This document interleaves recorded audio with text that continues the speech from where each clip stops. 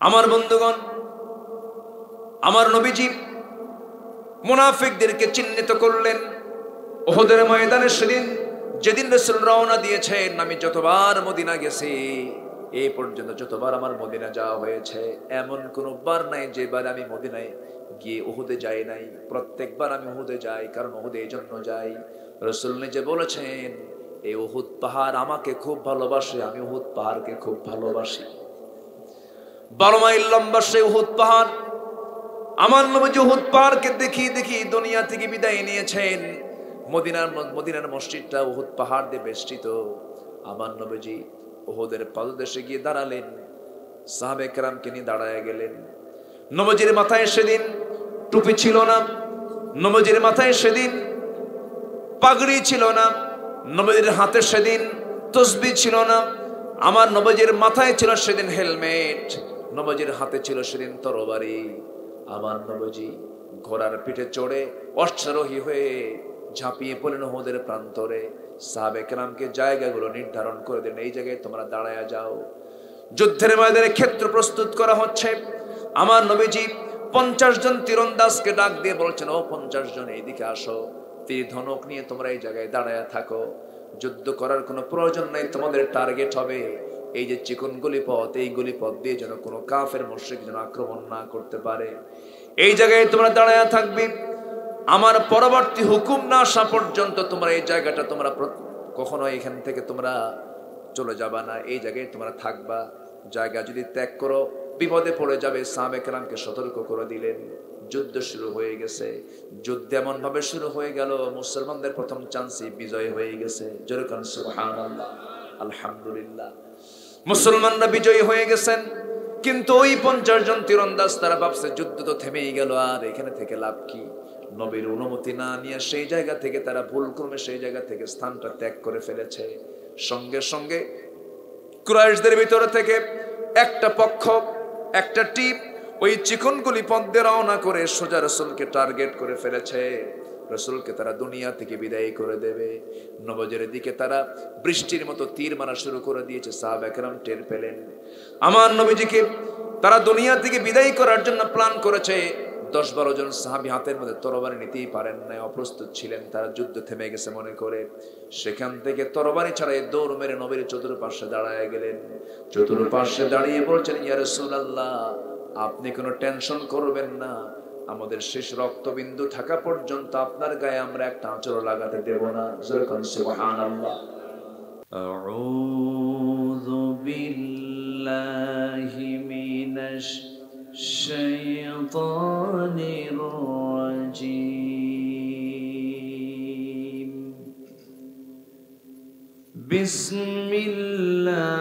বিসমিল্লাহির রাহমানির রাহিম।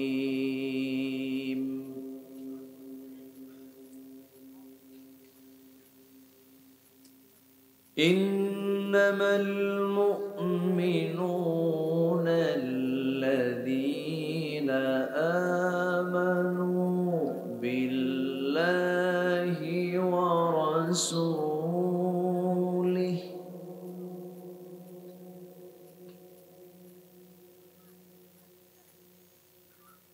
الذين آمنوا بالله ورسوله ثم لم يرتابوا وجاهدوا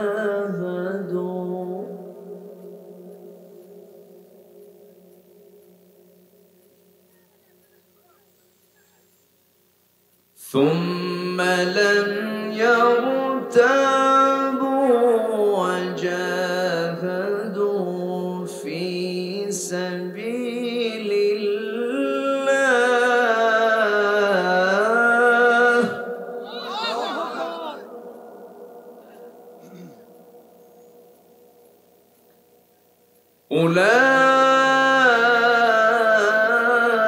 أولئك هم الصادقون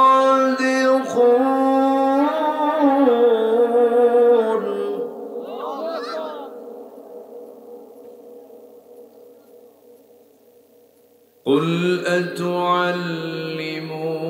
الله بدينكم والله يعلم ما في السماوات وما في الأرض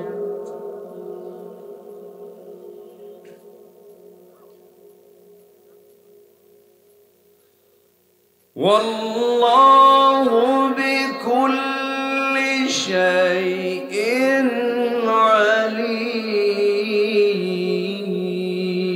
عليم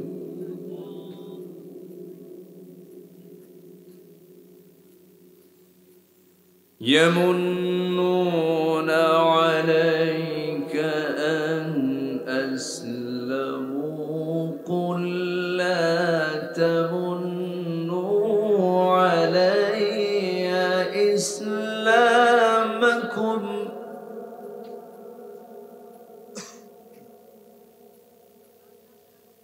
بل الله يمن عليكم أن هداكم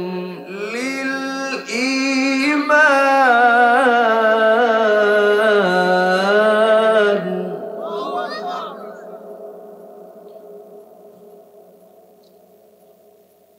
هداكم للإيمان إن كنتم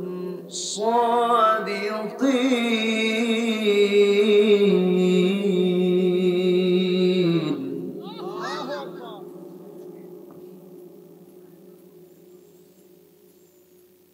الله أكبر بسم الله الرحمن الرحيم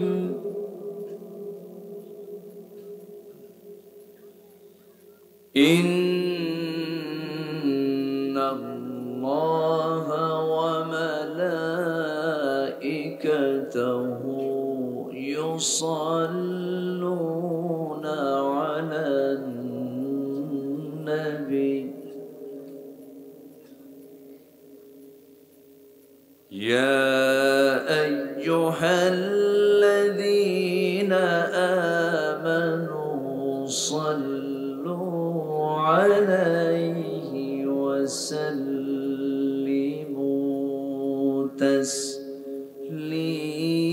تسليما اللهم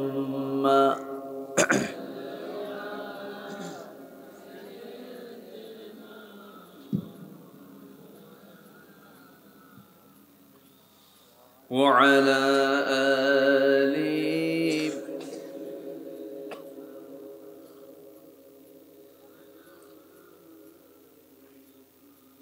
একটু মোহাব্বত দিয়ে নবীর প্রেমে মাতোয়ারা হয়ে জবান খুলে জোরালো কণ্ঠে সবাই বলুন আল্লাহুম্মা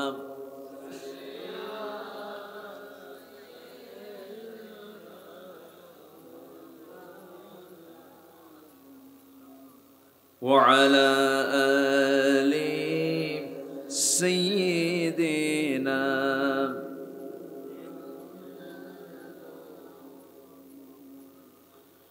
হে রাসূল তুমি যে আমার হৃদয় বাগে বুলবুল তোমার প্রেমের নিগড় ছোঁয়ায় তাই তো হয়েছি ব্যাকুল হৃদয় বাগে বুলবুল আল্লাহুম্মা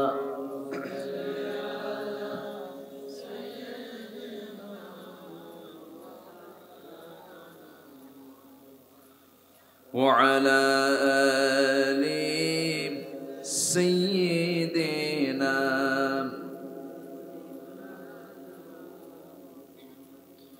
সবাই বলুন বালাগাল উলা বিকামালিহি কাশাফাত তুজা বিজামালিহি حسنت جميع خصاله صلوا سورة يوسف بداري حكمة لقمان ما قارئ قرآن باري يهدي لسان مان ما بلغ العلا بكماله كشف التجى بجماله حسنت جميع خصاله صلوا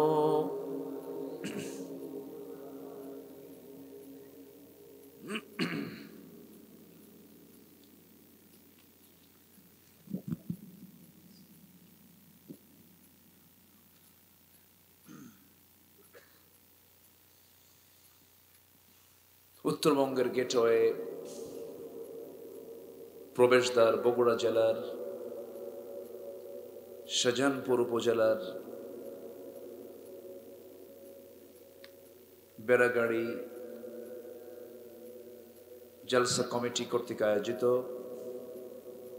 নবম বার্ষিকী তাফসীরুল কোরআন মাহফিল 2023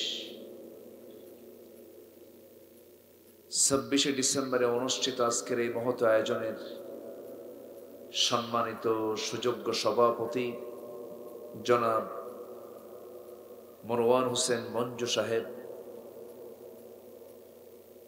প্রধান অতিথি মাননীয় চেয়ারম্যান মহোদয়, বরেণ্য অতিথি হাফিজুর রহমান পারেশ, আজকের এই প্রোগ্রামের বরেণ্য আলেমে দ্বীন, আমার পূর্বে কথা বলেছেন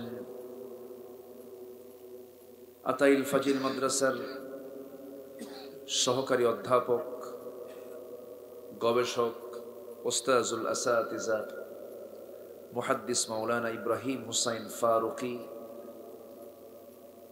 কথা বলেছেন আমার অত্যন্ত কাছের, আমার স্নেহধন্য হাফিজুল কোরআন মাওলানা মাহমুদুল হাসান বাবু, উপস্থিত হাজারাত উলামায়ে কেরাম, ফদলায়ে জান, সুশীল সমাজ, জাতির শ্রেষ্ঠ সন্তান শিক্ষক মণ্ডলী, জাতির বিবেক সাংবাদিক বৃন্দ, সামনে উপস্থিত দূরে কাছের বিভিন্ন স্থান থেকে ছুটে আসা কালেমার ঝান্ডাবাহী, তাওহীদের পতাকাবাহী, দ্বীন ইসলামের নরসারদুল বীর মুজাহিদ, প্রাণ প্রিয় সম্মানিত দ্বীনি ভাইরা, আড়ালে বসে আছেন শ্রদ্ধেয়া সম্মানিতা মা বোনেরা, আলোচনার সূচনায় আনুষ্ঠানিকতার মধ্য দিয়ে আমার পক্ষ থেকে আবারও দিল খোলা সালাম, আসসালামু আলাইকুম ওয়া রাহমাতুল্লাহি তাআলা ওয়া বারাকাতুহু। সালামের জবাব শুনে মনে হচ্ছে একটু ভিজা ভিজা মনে হচ্ছে। আসসালামু আলাইকুম ওয়া রাহমাতুল্লাহি ওয়া বারাকাতুহু।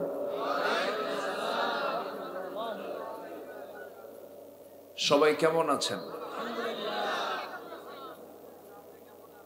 আমাকে প্রশ্ন করলেন, আল্লাহ তাআলা আমাকে তো আপনার মতোই রেখেছেন, আলহামদুলিল্লাহ।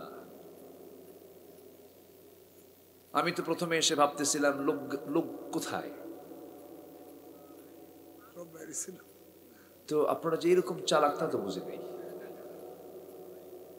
আলহামদুলিল্লাহ, মানুষ এখন আশার উপরে আছে, আশা করি বাকি ফাঁকা স্থানগুলো ভরে যাবে। জোরে বলি ইনশাআল্লাহ। এখানে আসার তৌফিক দিয়েছেন কে? নিয়ে যাওয়ার মালিক কে? সচল কে করেন? অচল কে করেন? রাত কে করেন? দিন কে করেন? পূর্বের মালিক কে? পশ্চিমের মালিক কে? আমার প্রাণ কার হাতে? চিৎকার মেরে বলছে সেই মহান রবের শানে আলহামদুলিল্লাহ। সবাই বলছি আল্লাহুম্মা ইন্নী আসআলুকা আল হুদা ওয়াত তুকা ওয়াল আফাফা ওয়াল গিনা। সবাই বলি আল্লাহুম্মা লাকা আসলামতু ওয়া বিকা আমানতু ওয়া আলাইকা তাওয়াক্কালতু ওয়া ইলাইকা আনাবতু ওয়া বিকা খাসামতু। আমরা আল্লাহ তাআলার শুকর আদায় করে নিলাম। সম্মানিত হাজিরিন, আমার পূর্বে দুজন বরেণ্য মেহমান তারা কথা বলেছেন। সবাই যে কথাগুলো বলে যে কিতাব থেকে, কিতাব কি ভিন্ন না এক? বলেন তো, ভিন্ন না এক? কিন্তু হয় কি, কেউ একটু গোছায়া বেশি করে বলতে পারে, কেউ একটু কম পারে। আল্লাহর পয়গম্বর সবাই ছিলেন, কিন্তু সুন্দর কণ্ঠ দান করেছিলেন দাউদ আলাইহিস সালাতু ওয়াস সালামকে। সুমধুর কণ্ঠ আল্লাহ তাআলা তাকে দিয়েছিলেন। আল্লাহ তাআলা সবচেয়ে সুন্দর সূরত দিয়েছিলেন, চেহারা দিয়েছিলেন ইউসুফ আলাইহিস সালাতু ওয়াস সালামকে। তো কথা তো সবাই বলে, একই কথা,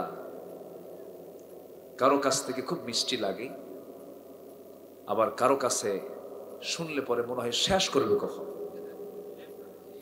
এটা আল্লাহর দান। এটা কার দান বলেন তো? আমার ইব্রাহিম ভাই যে গজলটা গাইলেন কত সুন্দর।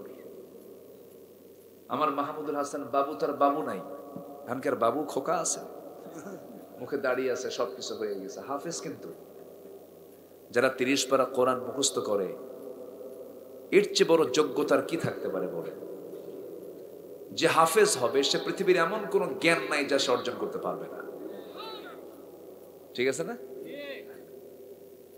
আল্লাহ তুমি আমার মাহমুদকে তুমি আল্লাহ কবুল করো, জোরে বলি আল্লাহুম্মা আমিন।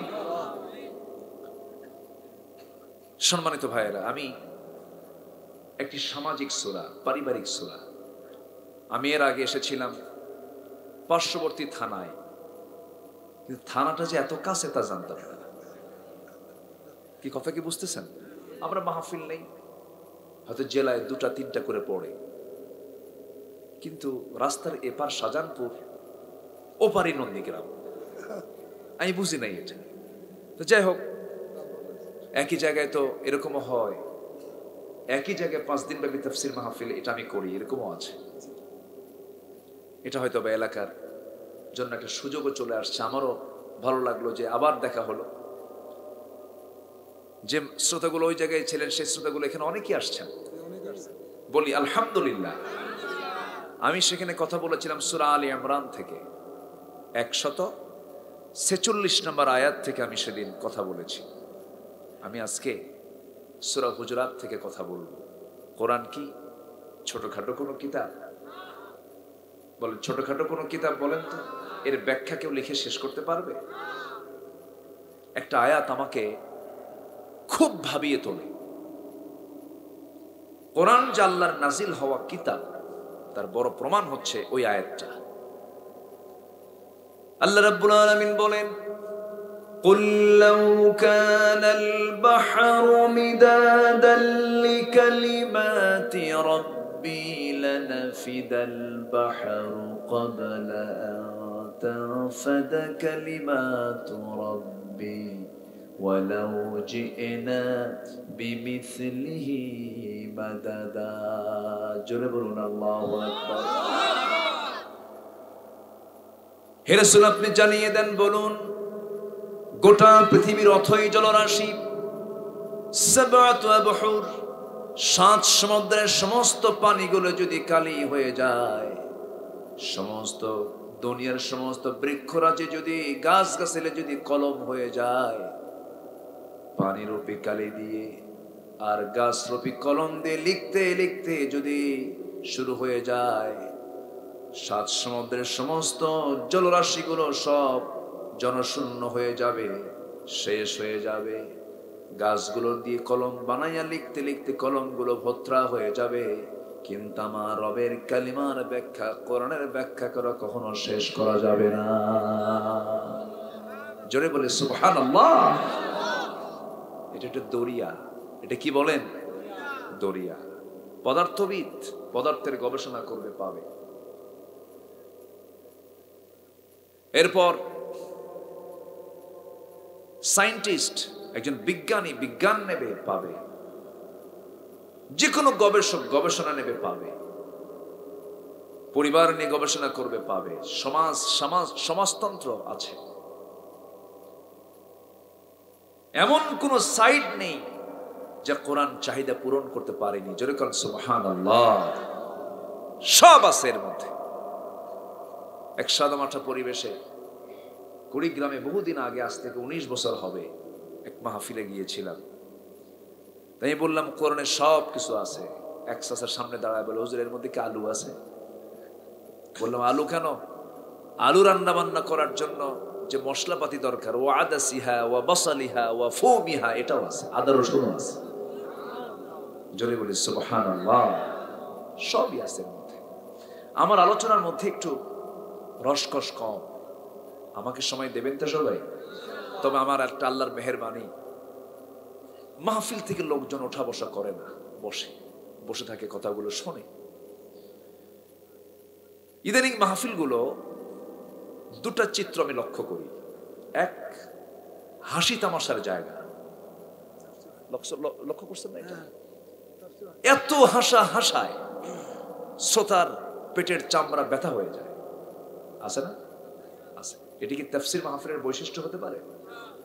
তাফসীর মাহফিলের বৈশিষ্ট্য কি হওয়া উচিত? হাসি বেশি না কান্না বেশি? আচ্ছা। নাম্বার 2, কিছু কিছু মাহফিলে এত উত্তপ্ততা, মনে হয় এখানে মনে হয় দেশ কায়েম, ইসলামের রাষ্ট্র কায়েম হয়ে গেছে। শব্দ বোমা, সাউন্ড গ্রেনেড দিয়ে, আছে না? মনে হয় কি যেন হয়ে গেল এখানে। না, এগুলো সিস্টেম নয়। আমার নবীজি যখন কথা বলতেন, সাহাবে কেরামদের মধ্যে কান্নার রোল পড়ে যেত। সুবহানাল্লাহ বলবেন না? চুপচাপ শুনতেন। আবার মাঝে মাঝে তিনি গরম হতেন। আল খুতবাতুন নারিয়াহ, আগুন ঝরানো বক্তৃতা, ওটা মসজিদে নয়, ওটা হলো জিহাদের ময়দানে। কিসের ময়দানে? জিহাদের ময়দানে। তো আসুন আমরা কোরআন যেভাবে কথা বলতে বলে সেভাবেই বলবো। আমি কোরআন নাজিল হয়েছে, আল্লাহ তাআলা নাজিল করেছেন আমার আপনার জন্য। শুধু তেলাওয়াতের জন্য না আমল করার জন্য? শুধু তেলাওয়াতের জন্য না আমল করার জন্য? আমল করার জন্য। সেই কালামে রব্বানির 49 নম্বর সূরা 15, 16 এবং 17 তিনটা আয়াত আমি তেলাওয়াত করেছি। আয়াতগুলোকে সামনে রেখে কিছু কথা বলতে চাচ্ছি। ভরসা করতেই হবে যার উপরে, তিনি কে? আলাইহি তাওয়াক্কালতু ওয়া ইলাইহি উনীব। আহা, আমার নবীজি একদিন প্রশ্নের সম্মুখীন হলেন, আসহাবে কাহাফ কারা? যুলকারনাইনকে রূহটা কি? ইহুদি আলেমরা প্রশ্ন করলো। কি আলেমরা বলেন তো? ইহুদি আলেমদের পরামর্শক্রমে কুরাইশরা যখন এই তিনটে জটিল প্রশ্ন যখন রাসূলকে করে ফেললো, রাসূল বললেন, আমি এই প্রশ্নের জবাব আগামীকালকে দেব, কিন্তু ইনশাআল্লাহ সেদিন বলেননি। কি বাদ পড়ে গেছে? ইনশাআল্লাহ। আমার নবীজি এই কথা বলেই তিনি শেষ করলেন, ইনশাআল্লাহ শব্দটা বলতে ভুলে গেছেন। পরের দিন অপেক্ষা করছেন, ওহী নাজিল হয়ে যাবে, ওহী আসে না। এরকম করে সপ্তাহখানেক পার হয়ে গেল, রাসূল জবাব দিতে পারছেন না, কারণ নবীজি যা বলেছেন নিজের কথা না আল্লাহর কথা। নবী যা বলেছেন নিজের কথা না আল্লাহর কথা। মুখ থেকে যে কথাই বের হয়েছে, আমার নবীজির সারা জীবনের যত বক্তব্য, একটাও তিনি কল্পনাকে সামনে রেখে বলেন নাই। মন যা চেয়েছে তা তিনি বলেন নাই। মা ইয়ান্তিকু আনিল হাওয়া ইন হুয়া ইল্লা ওয়াহয়ুন ইউহা।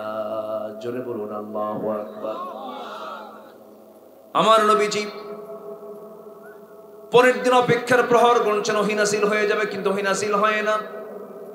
শেষ পর্যন্ত সবাই বলে ফেললো, মুহাম্মদ তোমার রব তোমাকে ভুলে গেছে। আমার নবী অপেক্ষার প্রহর গুনলেন। বেশ কয়েকদিন পরে আয়াত নাযিল হয়ে গেল, ওয়ালা তাকুলান্না লিশাইইন ইন্নী ফাইলুন যালিকা গাদান ইল্লা আইয়াশা আল্লাহ। জোরে বলুন আল্লাহু আকবার। হে রাসূল, আপনি কখনো বলবেন না আমি আগামীকালকে এই কাজটা করবো, শুধু এই কথাই বলবেন না, শুধু ইনশাআল্লাহ বলবেন। আপনি যদি ইনশাআল্লাহ যদি বলতেন, পরের দিন আমি আল্লাহ নাযিল করে দিতাম। আমার বন্ধুগণ, সেজন্য যে কোনো কাজ করতে গেলে সবসময় ভরসা করব কার উপরে? জিহ্বাকে মরা রাখবো না তাজা রাখবো? পানি দিয়া না জিকির দিয়া? পানি দিয়া দেহের সতেজতা আসে, আর জিহ্বা দিয়ে আল্লাহর জিকির করলে রূহের সতেজতা আসে। যেরকম সুবহানাল্লাহ। জিহ্বায় রাখবো কার জিকির? আসতে বলুন না, কার জিকির? আল্লাহর জিকির। সামনে কোনো কাজ করবো বলবো ইনশাআল্লাহ, কোনো প্রশংসা করতে যাবো বলবো আলহামদুলিল্লাহ, আশ্চর্য কোনো কিছু দেখবো বলবো সুবহানাল্লাহ, বরত্ব প্রকাশ করবো বলবো আল্লাহু আকবার, বিপদে পড়ে যাবো বলবো ইন্না লিল্লাহ, কোনো কিছু দুর্ঘটনা ঘটলে বলে ফেলবো ইন্না লিল্লাহ। এই যে সর্বক্ষণ এই যে আমার মুখের জিকিরটা, যার মুখে সর্বক্ষণ আল্লাহর জিকির থেকে যায়, শয়তান তার কাছে পাত্তা পায় না। কষ্ট পাচ্ছেন নাকি আপনারা? একটু মনোযোগ দিয়ে কথাগুলো শোনেন। কথা যতটুকু শুনবো আমরা আমল করব, তার চেয়ে কম না বেশি? আমল করার জন্য কি বেশি ওয়াজ লাগে নাকি? আমল করার জন্য কিন্তু বেশি ওয়াজ লাগে না। একজন সাহাবী নবীর সামনে এসে বলছেন, ইয়া রাসূলুল্লাহ, কি আমি বেশি ওয়াজ শুনবো না?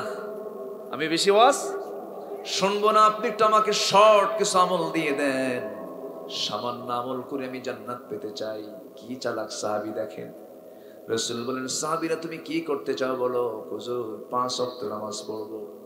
আর কি করবা বলো? ও সুন্নত রমাদান, রমজান মাসে রোজা রাখবো। আর কি করবা বলো? ওয়া হালালতুল হালাল, হালালকে হালাল জেনে হালাল জীবন গ্রহণ করব।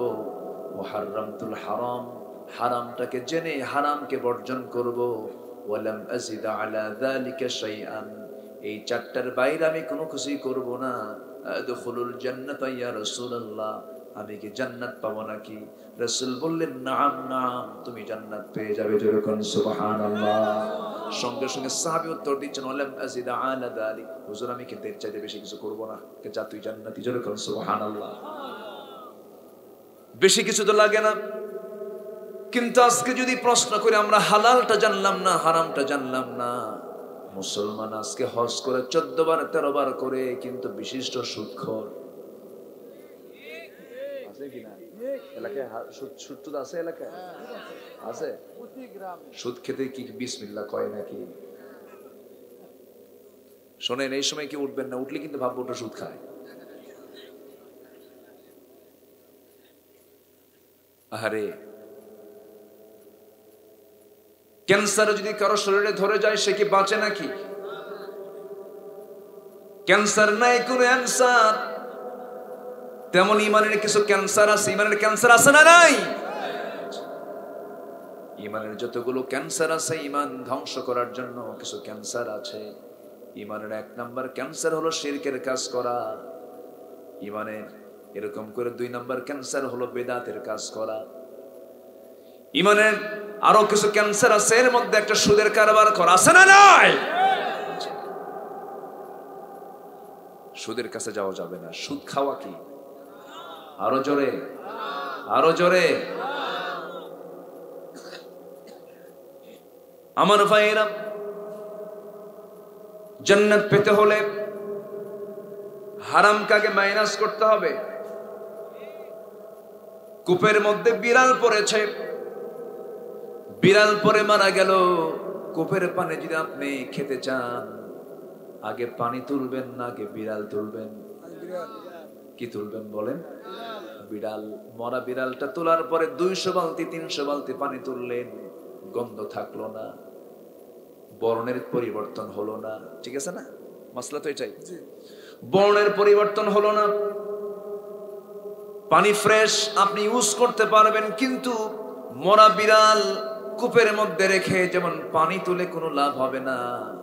আপনি সুদের কারবার করলেন, বনের সম্পত্তি মেরে খেলেন, বান্দার হকটা নষ্ট করলেন, প্রতিবেশীকে কষ্ট দিলেন, এই সমস্ত আকাম কুকাম গুলো করে ভাবতেছেন নামাজ পড়বো, রোজা রাখবো, বাবার জমি বেচে হজে যাবো, আল্লাহ আমার জান্নাত না দিয়ে যাবে কোথায়?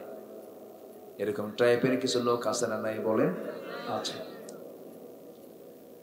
আমার বন্ধুগণ, জান্নাত পাওয়াটা খুবই সহজ। জান্নাত আল্লাহ আমাকেই দিবেন। আবার জান্নাত পাওয়াটা খুবই কঠিন। যদি আমি ইসলামটাকে মেনে চলি, জান্নাত আমার জন্য সহজ হয়ে যাবে। কারণ আল্লাহ বলছেন, বান্দারে জান্নাত তো একটা লাইন আছে, সেই লাইনটার নাম সবাই বলেন ইহদিনাস সিরাতাল মুস্তাকিম। সবাই বলেন ইহদিনাস সিরাতাল মুস্তাকিম সিরাতাল্লাযীনা আন'আমতা আলাইহিম গায়রিল মাগদুবি আলাইহিম ওয়ালাদ-দাল্লিন। এরপরে আরো জোরে বলেন, আরো জোরে বলেন আমিন। সিরাতুল মুস্তাকিমকে খুঁজতে হবে। সিরাতুল মুস্তাকিমটা কি? আল্লাহ পাক আরেক জায়গায় বলেছেন ওয়া আনি'বুদুনি হাদা সিরাতুম মুস্তাকিম। আমার ইবাদত করে, এটাই হলো সিরাতুল মুস্তাকিম। আমার বন্ধুগণ, আমার দেশে ওয়াজ করে কখনো সুদ বন্ধ করা যাবে না।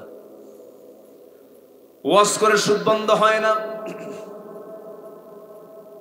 যুগের পরে যুগ, বছরের পরে বছর, প্রায় 50টা বছর ধরে কোটি কোটি জনতার মাঝে কোরআনের পাখি সুদের বিরুদ্ধে কত ওয়াজ করে গেলেন, কত কি করলেন, কত আলেম ওলামা কতদিন ধরে ওয়াজগুলো করে আসতেছে। সুদের পরিমাণ কমেছে না বেড়েছে? আজ তো কমেছে না বেড়েছে?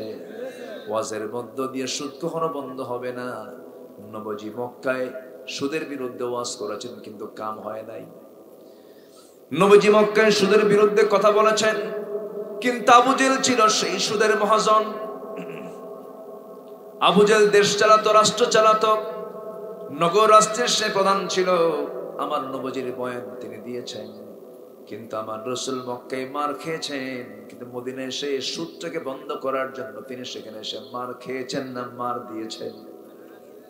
কি মার খেয়েছেন না মার দিয়েছেন? মার দিয়েছেন। মক্কায় মার খেলেন, মদিনায় মার দিলেন। আমার বন্ধুগণ, শুধু মায়েরই খাবো তা হবে না, মায়ের খাওয়াও সুন্নত, মায়ের দেওয়াও সুন্নত। প্রয়োজনে মুসার শক্ত লাঠি হাতে নিয়ে ফিরআউনদের মোকাবেলা করতে হবে মুসলমান। রাজি আছেন কারা কারা? হাত উঁচু করে দেখান।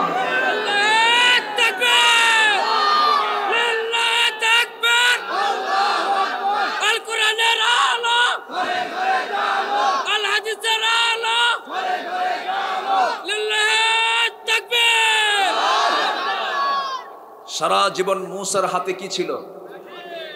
বলেন কি ছিল? আমার নবীজির দিনের বেলা থাকতো হাতে অস্ত্র, দিনের বেলা কাটতো ঘোড়ার পিঠে, আর রাত্রে বেলা কাটতো জায়নামাজে। জায়নামাজ তো সস্তা কাম, সমস্যা নাই, কিন্তু ঘোড়ার পিঠে যুদ্ধের ময়দানে জীবনের হুমকি নিয়ে বাতিলের মোকাবেলা করা কিন্তু ইমানদার ছাড়া মুনাফিকরা পারে না। ইব্রাহিম ভাই কই যান? এটা কি হলো? উনি তো এই গ্রামের জামাই, শাশুড়ি ডাক দিল নাকি? ভাবতেছেন হুজুর জানে না? বসেন। এমন উপজেলার নাম আপনাদের, এখানে কেউ প্রজা নাই, সব শাহ। শাহজাহান মানে কি? গোটা জাহানের বাদশা। আল্লাহ তুমি জান্নাতের বাদশা বানায় দাও। জোরে বলি আমিন। গেছে রাজবাড়ি মাহফিল করতে, রাজবাড়ি। তো বললাম ভাই আসছি তো রাজাদের বাড়ি, আমরা প্রজা, আচরণ যেন খারাপ না হয়। হুজুর সমস্যা নাই। রাজবাড়ি, রাজবাড়ি তো পৃথিবীর কারণ না, মূলত রাজ সকল রাজার রাজাকে, আসতে বলবেন না কে? রাজার ভান ধরে, কিন্তু আসল রাজা কে? আল্লাহ তাআলা। ক্ষমতা পাইলে রাতকে দিন করে, দিনকে রাত করে। ফাঁসির আসামি জামিন পায়, আর আলেমদের গড়ায় ফাঁসি রশি ঝোলে, ঠিক কিনা?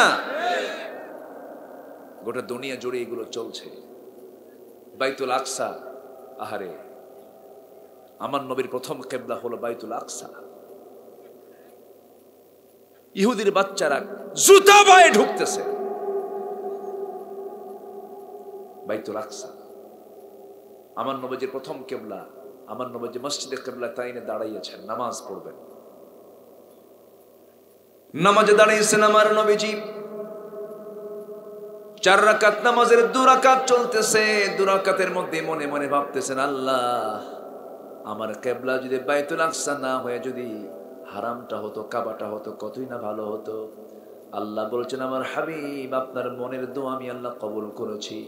বাকি 2 রাকাত নামাজ আপনি কাবার দিক হয়ে আদায় করে নেন। আল্লাহ তার রাসূলকে কি পছন্দ করেছেন! আল্লাহু আকবার।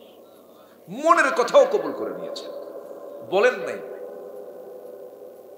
মুখ ফুটে বলেন নাই, মনে মনে চাচ্ছিলেন তিনি।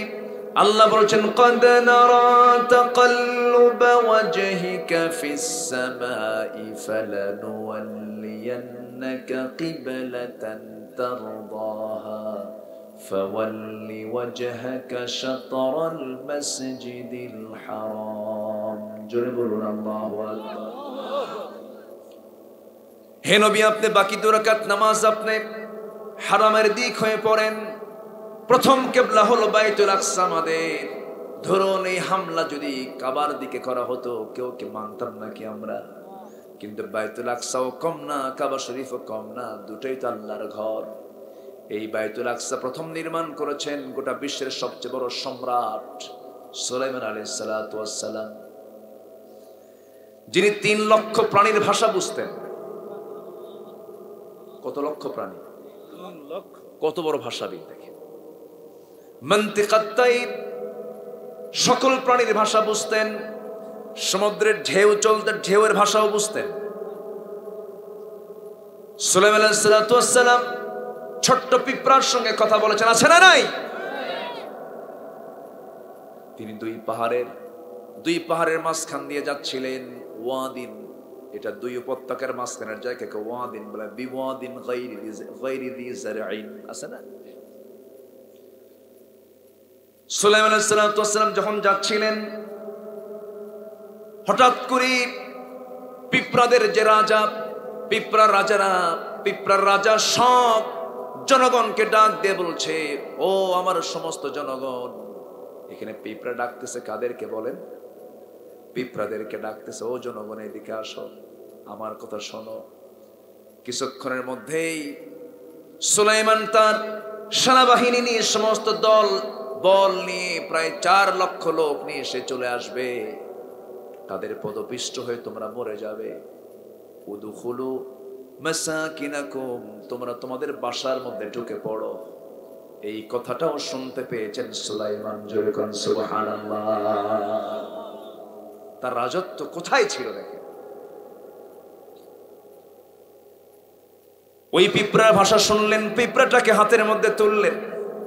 ফাতাবাসসামা দাহিকান, মুস্কি মুস্কি হাসি মারলেন, কথাটা শুনলেন। এরপরে তার সঙ্গে কথোপকথন হয়ে গেল। এই সুলাইমান আলাইহিস সালাতু ওয়াস সালাম আল্লাহর অর্ডার পেলেন। আজ থেকে হাজার হাজার বছর আগে তিনি বিমানে চড়েছেন, যে যুগে কোনো বিমান ছিল না। সুলাইমান এই পৃথিবীতে প্রথম বিমানে চড়েছেন। কোন পয়গম্বর বলেন? সুলাইমান আলাইহিস সালাতু ওয়াস সালাম বিমানে চড়েছেন, যে বিমান চলার জন্য কোনো জ্বালানি লাগে নাই, কোনো তেল লাগে নাই, কিচ্ছু লাগে নাই। শুধু আসনে বসতেন, শুধু একা নয়, মন্ত্রী পরিষদ সহ শুধু আসনে বসতেন, আর বাতাসকে হুকুম করতেন আল্লাহর নির্দেশে। বাতাসটা তার সিংহাসনটা উড়ে নিয়ে যেত।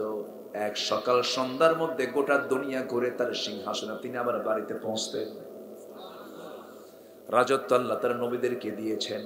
আজকে যে মুসলমান রাজত্ব করার কথা, কি সেই মুসলমান আজকে রাজত্ব করছে না শাসিত হচ্ছে? বলেন, শাসিত হচ্ছে। ওই বাইতুল আকসা আমাদের ছিল, আমাদেরই আছে, আমাদেরই থাকবে, কিন্তু মাঝখান থেকে এই বদমাইশগুলো দুষ্টামি করতেছে। সুযোগটা পেয়েছে কেন? মুসলমানদের সংসারে ভাঙ্গন ধরেছে, ঠিক কিনা? ভাই ভাই কি ধরছে? ভাঙ্গন ধরেছে। পৃথিবীর কোন দেশ লাগবে না, শুধু আরব গালফ, আরবের যে কয়েকটা দেশ আছে, এই কয়েকটা দেশ যদি শুধু বলে তেল দেওয়া বন্ধ, সব বন্ধ হয়ে যেত। কিন্তু বদমাইশ কিছু আছে না নাই? আসতে বলবেন না, আছে না নাই? একটা শিশু সেদিন কাঁদতেছে আর বলতেছে, আইনাল আরব, আইনাল মুসলিম। আরব কোথায়, মুসলমান কোথায়? বাইতুল আকসা দেখো না, বুকটা ফেটে যায়। কিচ্ছু না, কিচ্ছু না, শুধু মুসলমান শুধু একটা প্ল্যাটফর্মে যদি আসতো, নামাজে যেমন একসঙ্গে আল্লাহু আকবার বলে, নামাজ থেকে বের হয়ে যদি সবাই একসঙ্গে আল্লাহু আকবার বলতো, সমস্ত বাতিল শক্তি 7 সাগরে হাবুডুবু খেয়ে শেষ হয়ে যেত।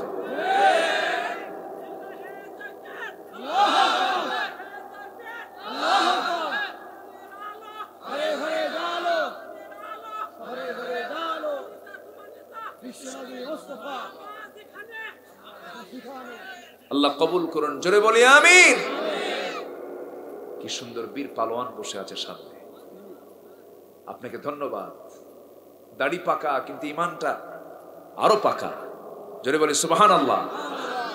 অনেক যুবক আছে সাইকেলের চাকা বাসলে সিট হয়ে পড়ে, যুবক আছে।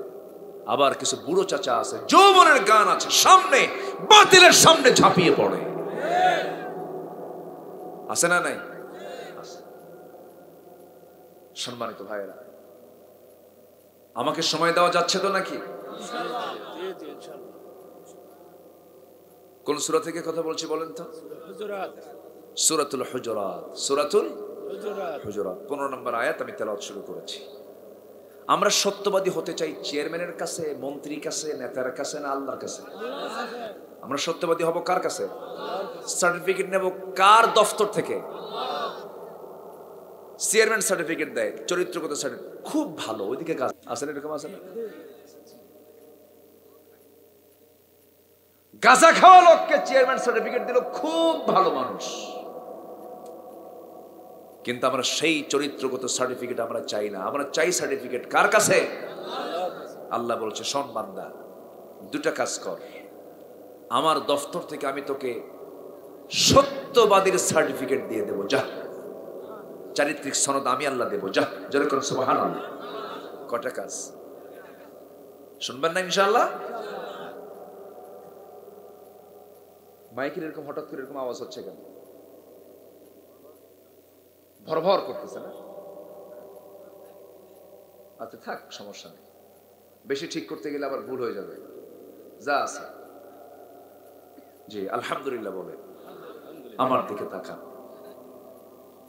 সূরা হুজরাতের মধ্যে আল্লাহ তাআলা 10টা হুকুম দিয়েছেন। একটা সূরা ধরছি তো, একটা সূরাটা মুখস্থ করে যাই আমরা আজকে, সূরার মূল ভাবটা আমরা শিখে যাই।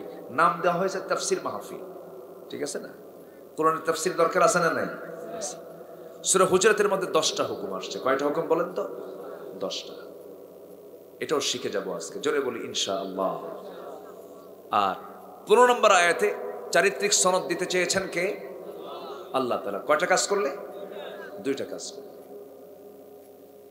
সূরা হুজরাতের মধ্যে 10টা উপদেশ দেওয়া আছে। আল্লাহ সে হুকুমগুলো দিয়েছেন। নাম্বার 1 হলো আল্লাহ রাব্বুল আলামিন বলছেন, সুন্দর করে বলছেন, যখন তোমরা কোনো কিছু শুনতে যাবে, শুনেই বিশ্বাস করবে না, ফাতাবায়ানু, তদন্ত করবে, এরপরে বিশ্বাস করবে। তদন্ত ছাড়াই অনেকে বিশ্বাস করে, কথা প্যাঁচ লেগে যায়, আছে না নাই বলে? আচ্ছা। নাম্বার 2 হলো ফাসলিহু, ইসলাহ করবে, সংশোধন করবে। গন্ডগোল লেগে গেছে কিন্তু তোমরা এটা নিয়ে ঝগড়া ফাসাদের দিকে যাবে না, তদন্ত করে মীমাংসা করে নিবা। নাম্বার 3 হলো যখন তোমরা বিচার করতে বসবে সেই সময় তোমরা বিচার করবে ন্যায় না অন্যায়। আসতে বলবেন না, ন্যায় না অন্যায়। ফাকসিতু, তোমরা ন্যায় বিচার করবে। নাম্বার 4 হলো লা ইয়াসখার, উপহাস করবে না কাউকে, কাউকে বিরূপ মন্তব্য করবে না, কাউকে নিয়ে কুৎসা রচনা করবে না, কাউকে নিয়ে বেহুদা কথা বলবে না, উপহাস করে কথা বলবে না। লা ইয়াসখার, হুকুমগুলো কে দিয়েছেন? আসতে বলবেন না, কে দিয়েছেন? কিছু কিছু লোক আছে দেখবেন মানুষকে নিয়ে হাসাহাসি করে, ঠাট্টা বিদ্রুপ করে, নাম একটা নাম ডাকে আরেকটা আছে না নাই বলে। যে কালো হইছে, কালো বানাইছেন কে? এটা সাউন্ড দেন। কালো বানাইছেন কে বলেন? আল্লাহ কালো বানিয়ে দিয়েছেন। কালো আল্লাহ বানান, ধলা আল্লাহ বানান, লম্বা আল্লাহ বানান, খাটো আল্লাহ বানান, সুন্দর আল্লাহ করেন, কালো আল্লাহ করেন। সমস্ত কিছুর সৃষ্টির সৌন্দর্য সব কে তৈরি করে দিয়েছেন? এখন কালোকে আপনি কালো বলে ডাকলেন, আপনি আল্লাহর সৃষ্টিকে নিয়ে আপনি খুদ দূরে তাকে ডাকলেন, এখানে সবচেয়ে বেশি কষ্ট পাবেন তিনি কে? আল্লাহ তাআলা। কালো হলে এই কালিয়াই দিকায় আছে না, অন্ধ কানাই দিকায়, 100 কাছে 100 নাই, 1.5 ব্যাটারি দিকায়, এরকম আছে না নয়? এগুলো বলা হালাল না হারাম? দেখেন কোরআনে এগুলো আল্লাহ তাআলা বলে দিয়েছেন। আমার বন্ধুগণ, কাউকে অপমান করা যাবে না। নাম্বার 7 হলো তোমরা একে অপরে দোষারোপ করবে না। ওয়ালা তানাবাজু। নাম্বার 8 হলো ইজতানিবু কাসীরাম মিনায-যন্নি, কুধারণা পোষণ করবে না। আমার বন্ধুগণ, শেষ রাত্রে গোসল করার জন্য নদীর কূলে পুকুরের এক পাশে গোসল করতেছে তাহাজ্জুদ গুজার, আরেক পাশে গোসল করতেছে চোর। চুরি করে সে গোসল করে তাহাজ্জুদ পড়ার জন্য সে গোসলে নামছে। চোর ভাবতেছে আমি আর কি চোর, ওটা যেন কত বড় চোর। ওইদিকে তাহাজ্জুদ গুজার ভাবতেছেন না শুধু আমি এই সময় ওযু করার জন্য এখানে আসি নাই, আমার মতো নামাজ পড়ার জন্য আরো কিছু বান্দা আছে। আমার বন্ধুগণ, আমরা যখন ধারণা করতে যাব, সুধারণা না কুধারণা করব? সুধারণা করব। আল্লাহ বলছেন যদি এমন কুধারণা করো তুমি, এটা সবচেয়ে বড় মিথ্যা কথা। কুধারণা কখনো করবা না। ওয়ালা তাজাসসু, গুপ্তচর বৃত্তি করবে না। অন্যের গোপনীয় কোনো জিনিস জানার জন্য বারবার চেষ্টা করবে না। মানুষের গোপনীয়, মানুষের কোনো গোপন দোষকে গোপন করবে, আল্লাহ তোমার কিয়ামতের দিন তোমার দোষকে গোপন করবেন। যেরকম সুবহানাল্লাহ। নাম্বার 10 হলো গীবত করা যাবে না। গীবত করলে সওয়াব না গুনাহ? সওয়াব না গুনাহ? সার দোকানে চা বেশি হয় না গীবত বেশি হয়? আল্লাহ রাব্বুল আলামিন এই সমস্ত বিষয়গুলো সুন্দর করে ডিসকাস করে দিয়েছেন। হালকা করে 10টা হুকুম আমরা জানলাম, যেহেতু এক রাত পেয়েছি ব্যাখ্যামূলক কথা বলার তেমন সুযোগ নাই। আল্লাহ তাআলা 15 নম্বর আয়াতে এবার বলছেন, শোনো আমার দফতর থেকে সার্টিফিকেট নিয়ে নাও, 2টা কাজ করো। আল্লাহ রাব্বুল আলামিন বলেন, ইন্নামাল মুমিনুনা আল্লাযীনা আমানু বিল্লাহি ওয়া রাসূলিহি সুম্মা লাম ইয়ারতাবু وجاهدوا بأموالهم وأنفسهم في سبيل الله أولئك هم الصادقون জোরে বলুন আল্লাহু আকবার। আল্লাহ রাব্বুল আলামিন বলছেন প্রকৃত মুমিন তো তারাই যাদের 1 নাম্বার গুণ হলো যারা ঈমান আনে কার উপরে? আসতে বলবেন না, কার উপরে? আল্লাহকে আমরা বিশ্বাস করে নিয়েছি, দেখে না না দেখে? দেখে না না দেখে? আমার দেশে কিছু নাস্তিকের বাচ্চারা বলে, যা দেখি না দু নয়নে, মানি না তাহা গুরুর বচনে। আছে কিন্তু আনসিন ইজ নাথিং। এমন কিছু দল আমার দেশেও আছে যে দলের মূল ম্যানিফেস্টো হলো আনসিন ইজ নাথিং, যা দেখা যায় না বিশ্বাস করা যাবে না। আছে কিন্তু, আছে না? আচ্ছা, আল্লাহকে দেখি না বিশ্বাস করব কি? এই জাতীয় যারা কথা বলে, আল্লাহর এমন সৃষ্টি আছে যা আমরা দেখতে পাই না। ধরুন মাইকটা চলতেছে বিদ্যুৎ দিয়া, কি দিয়া বলে? বিদ্যুৎ দিয়া, বিদ্যুতের কালার কি বলেন? দেখা যায়, দেখা যায়, কিন্তু অনুভব করা যায় না। অনুভব করা যায় কিনা? বিদ্যুৎ দেখলাম না, বিশ্বাস করলাম। এই যে মোবাইল, আপনার হাতে মোবাইল, আপনি কথা বলছেন, আমেরিকা থেকে আপনাকে ফোন দিয়েছে, আপনি কথা বলতেছেন, তারটা কই? তার তো নাই। এই যে আপনি যে কথা বলতেছেন, এই যে ধার কাজ করতেছে, এর মধ্যে একটা শক্তি আছে না নাই বলেন? অদৃশ্য শক্তি, দেখা কিন্তু যাচ্ছে না, চোখে দেখা যায় না, বিনা তারে মোবাইল চলে। বিদ্যুৎ দেখা যায় না, বিদ্যুতের পাওয়ারে মাইক চলে। মধ্যাকর্ষণ শক্তি আছে, অনেক সৃষ্টি আছে যা দেখা যায় না।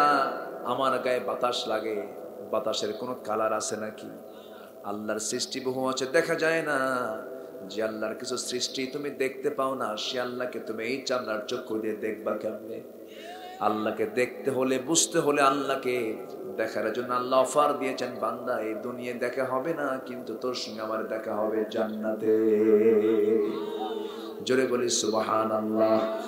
একজন নবী আল্লাহকে দেখতে চেয়েছিলেন, দেখতে গিয়েও দেখতে পান নাই, সেন্সলেস হয়ে পড়েছিলেন। যিনি নিজে নবী, তার ভাইও নবী, শ্বশুরও নবী, ভাগিনাও নবী। কে?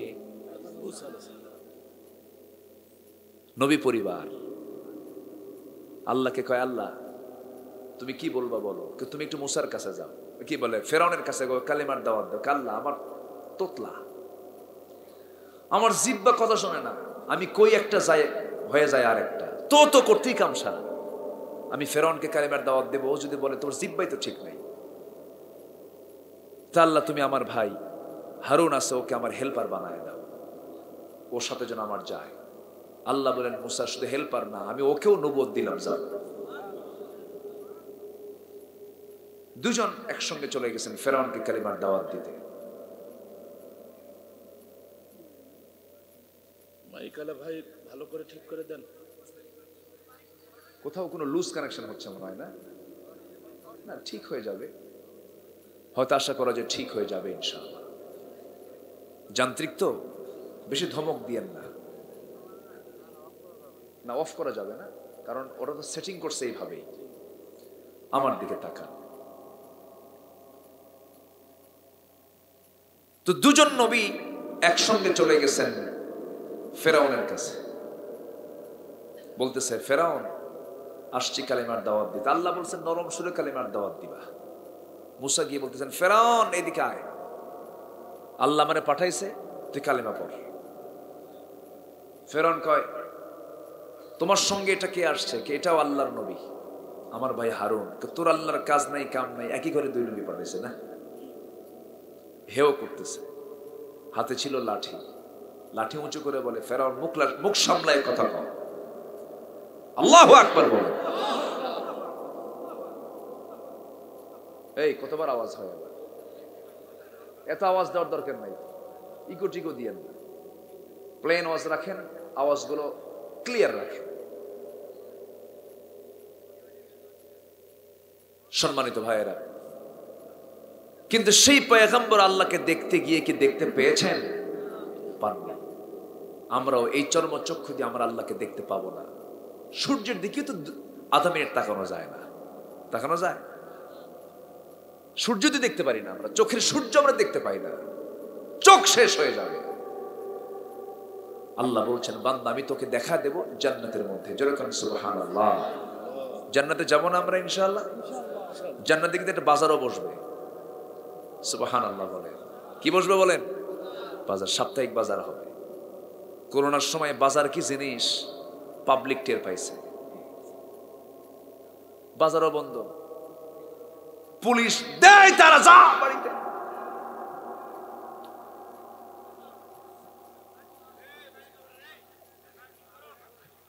আচ্ছা যাক, সমস্যা নাই। হ্যাঁ আচ্ছা থাক না,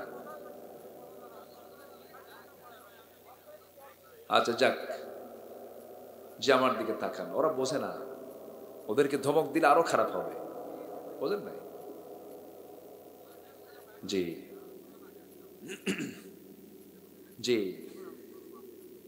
এটা ধৈর্য ধরেন না।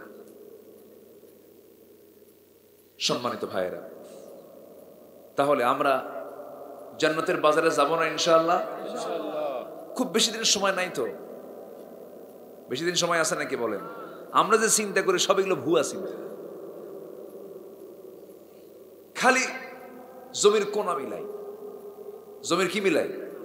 ওই কোনাটা পাইলে তো আমার জমিটা মিল হয়ে যায়, তাই না? এরকম আছে না? এরকম আছে না? কিন্তু আল্লাহ যদি জমির কোনা না মিলাতে চান, ভিটা সোজা। ভিটা কি সোজা। রহমত চাইতে হবে কার কাছে? আল্লাহর কাছে চাইতে হবে। জান্নাত হবে টার্গেট আমার। সেই জান্নাত পাওয়ার জন্য 1 নাম্বার গুণ ঈমান টানতে হবে। ফ্রেশ ঈমান, ভেজাল ঈমান আনা যাবে না। যেমন করে ঈমান এনেছেন সাহাবায়ে কেরাম, সেই ঈমানটা আমার আপনার আনতে হবে। নামাজ পড়লাম, রোজা রাখলাম, দান সদকা করলাম, টাকা আছে পশ্চিম দিকে চলে গেলাম, হজ করে আসলাম, আমাকে হাজি না বললে মন খারাপ হয়।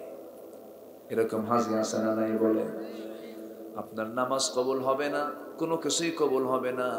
যা করব একমাত্র কার খুশির জন্য করব? আমরা বলে আল্লাহর খুশির জন্য করব। আমার বন্ধুগণ, ঈমানটাকে কখনো নষ্ট করা যাবে না, ঈমানকে কখনো হাতছাড়া করা যাবে না। ঈমান যদি হাতছাড়া হয়ে যায়, সব শেষ হয়ে যাবে, সব ধ্বংস হয়ে যাবে। ঈমানকে আপনার যত্ন করব। আল্লাহ রাব্বুল আলামিন সুন্দর করে বলছেন, ওয়াল্লাযীনা আমানু ওয়া লাম ইয়ালবিসু ঈমানাহুম বিযুলমিন উলাইকা লাহুমুল আমনু ওয়া হুম মুহতাদুন। জোরে বলুন আল্লাহু আকবার। আয়াত যে বলতেছে বিরক্ত হচ্ছেন নাকি? ঈমান যারা আনবে এবং ঈমানকে যারা জুলুম দিয়ে আচ্ছাদন না করে, ঈমানকে যারা নিরাপদ রাখবে, শিরক মুক্ত রাখবে, বিদআত মুক্ত রাখবে, আমি আল্লাহ তাদেরকে নিরাপত্তা দিয়ে দেব, জান্নাত দিয়ে দেব। এই জন্য সবচেয়ে বড় সম্পদ হলো ঈমান। ঈমানকে লালন করব আমরা। আমার ভাইরা, বুকটা ফেটে যায় এমন কিছু প্রশ্ন আমাদের কানে চলে আসে। একজন প্রশ্ন করতেছে, সেই দিন হুজুর, আমার বউকে একজন লোক ভাগা নিয়ে চলে গেছে, বিয়ে করছে, বিয়ে কি হবে নাকি? আছে, এগুলো ঘটনা আছে না? আসতে বলবেন না, আছে না নাই বলে। এক যুবক প্রশ্ন করতেছে, সেই দিন হুজুর একটা প্রশ্ন, 2 বছর যাবত একটা মেয়ের সঙ্গে আমার রিলেশন, 1 মাস আগে সে আমাকে ফাঁকি দিয়ে চলে গেছে, হুজুর ওর কি গুনাহ হবে না হুজুর? তাই এটা আবার কোন বদমাইশ? সমাজ ব্যবস্থা আজকে কোথায় চলে গেছে? কি নোংরামি, কি হারাম কাজের দিকে আজকে সমাজ ব্যবস্থার দিকে তাকালে বুকটা ফেটে যায়। মুসলিম সমাজে আজকে এগুলো চলছে অহরহ। অথচ একটা স্ত্রী অন্যের স্বামীর নিয়ন্ত্রণে যখন থাকবে, স্বামীর স্ত্রীত্বে যখন থাকবে, ওই স্বামী যতক্ষণ পর্যন্ত তালাক না দেবে, ওই মহিলার অন্য কোনো জায়গায় বিয়ে হতে পারে না। হ্যাঁ,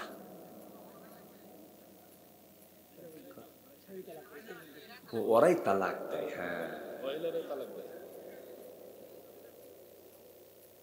খুব রাগ দেখতেছে আপনাদের পাশে, কিন্তু বসে আছে, খবর আছে, একটু পরে হবে।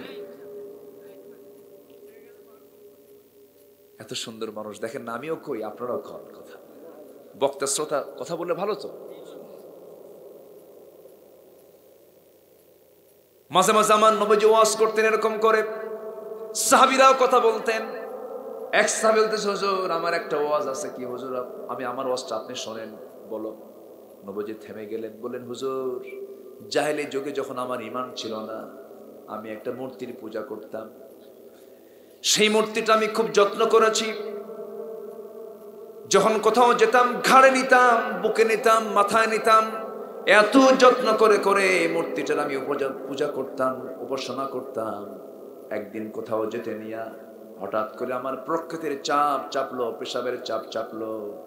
আমি উঁচু জায়গায় আমার মূর্তিটাকে রাখলাম, দেবতাকে রাখলাম, রেখে আমি আড়ালে চলে গেছি। শৌচকার্য কমপ্লিট করে যখন আমি এসে আমার সেই মূর্তি যখন আমার হাতের মধ্যে নিতে যাব, তখন দেখি আপাদ মস্তক মাথা থেকে পা পর্যন্ত ভেজা পানি। রসুল মুস্কি মুস্কি হাসেন। রসুল বলেন, এরপর কি ক? এবার স্যার হুজুর, ভাবলাম এটা বুঝে রহমতের পানি। রহমতের পানি মনে করে জিব্বা লাগায় দিলাম সোজা আমার মূর্তির গায়ে। আমটা আমটা গন্ধ। সামনের দিকে তাকায় দেখে কুকুর লেজ গুটে গুটে যায়। হুজুর, আমি কি করবো? এমন রাগ উঠলো আমার। সারা জীবন তোর খেদমত করলাম, সারা জীবন যার ইবাদত করলাম, সারা জীবন যাকে যত্ন রাখলাম, সে তার নিজের অস্তিত্বকে রক্ষা করতে পারে না। কুকুর পেশাব করে দিয়ে যায়, তাও কিছু কয় না। আমার ভিতরে হুজুর এমন রাগ উঠলো, এক আষাঢ়েই ভেঙ্গে চুরমার করে দিয়েছি। আপনার কাছে সে এমন রবের সন্ধান পেয়েছে যে রব আমার আকাশের মালিক। যেরকম সুবহানাল্লাহ। আমার নবীজি মুস্কি মুস্কি হাসলেন। সাহাবায়ে কেরাম তাবাসসুম না হেসে দেহেক হাসলেন। হাসি তিন প্রকার। আমার নবীজি কখনো আওয়াজ দিয়ে হাসতেন না। নবীজির হাসিটাও ছিল নিয়ন্ত্রিত, কিন্তু মুখটা কখনো ভরাক্রান্ত ছিল না। সবসময় হাসি মাখা মুখ। পেটে খাবার ছিল না, কিন্তু মুখটা ছিল হাসিতে ভরা। আমার নবীজির এমন সময় চলে গেছে 3 দিন পর্যন্ত পেটে খাবার যায় নাই। এমন সময় চলে গেছে 4 দিন পর্যন্ত খাবার যায় নাই। এই দুইটা স্মৃতি আমাকে সবচেয়ে বেশি কাঁদায়। তায়েফের ময়দানে 3 দিন 3 রাত তিনি খান নাই। খন্দকের পরীক্ষা খনন করার সময় তিনি 4 দিন 4 রাত খেতে পারেন নাই। খাবারই নাই। খাবেন কি? খাবার নাই, এই জন্য খেতে পারেন নাই। খন্দকের পরীক্ষা খনন করতে গিয়ে আমার নবীজি সবার আগে কোদাল হাতে নিলেন। আমার নবীজি সবার আগে কোদাল মারলেন। পরীক্ষা খনন করতে নিয়ে নবীজির মাথা থেকে শুরু করে পা পর্যন্ত ধুলাই মলিন হয়ে গেল। 4 দিন যাবত খাবার নাই। পেটে পাথর বেঁধে বেঁধে কোদাল মেরেছেন, পরীক্ষা খনন করেছেন, মাটি কেটেছেন। নবীজির ওই খন্দকের পরীক্ষা খনন করার সময় কোদাল মারতে মারতে যে কোমরটা কুঁজো হয়ে গিয়েছিল, আমার নবীজি বাকি জীবনে কোমর সোজা করে আর কখনো দাঁড়াতে পারেন নাই। আমার নবীজি তায়েফের ময়দানে 3টা দিন 3টা রাত খেতে পারেন নাই। ওই না খাওয়া মানুষকে পাথর দিয়ে মেরে মেরে রক্তাক্ত করে দিয়েছে। আমার নবীজি তায়েফ থেকে ফেরার পথে বলেছেন, আল্লাহ, এরা বোঝে না, আমার না বুঝে মারছে, মাফ করে দিলাম। আপনি মানুষকে মাফ করে দিবেন, এই মজা সারা জীবন পাবেন। প্রতিশোধ নেবেন, কিছুক্ষণ মজা পাবেন, পরে আপনার ভাল লাগবে না। আর মাফ করে দিবেন, সারা জীবন মজা পাবেন না। মাফ করছি, শান্তি পাবেন। আমার বন্ধুগণ, অনেক কথা একটু একটু করে বলে যাই। এই দুনিয়া ছেড়ে আমিও যাব, আপনিও যাবেন।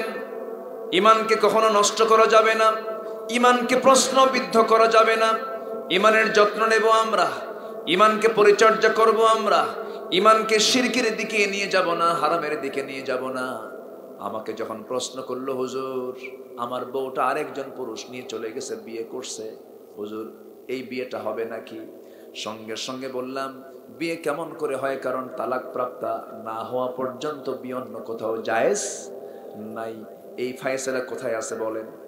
তাহলে এখন বলেন, এর মধ্যে আইন আছে না নাই? আছে না নাই? আচ্ছা, বিয়ে হবে না, তাহলে কি হবে? কে জেনা হয়ে যাবে। আমার বন্ধুগণ, কোরআনকে গবেষণা করে পশ্চিমা বিশ্বের বহু মনীষী কালিমা পরে মুসলমান হয়ে যাচ্ছে। আগামী 50 বছর পর রাশিয়ার মসজিদে মুসলমান দাঁড়িয়ে যাবে। জোরে বলি ইনশাআল্লাহ। ইসলাম গ্রহণের হিড়িক শুরু হয়েছে গোটা দুনিয়া জুড়ে। আমার বন্ধুগণ,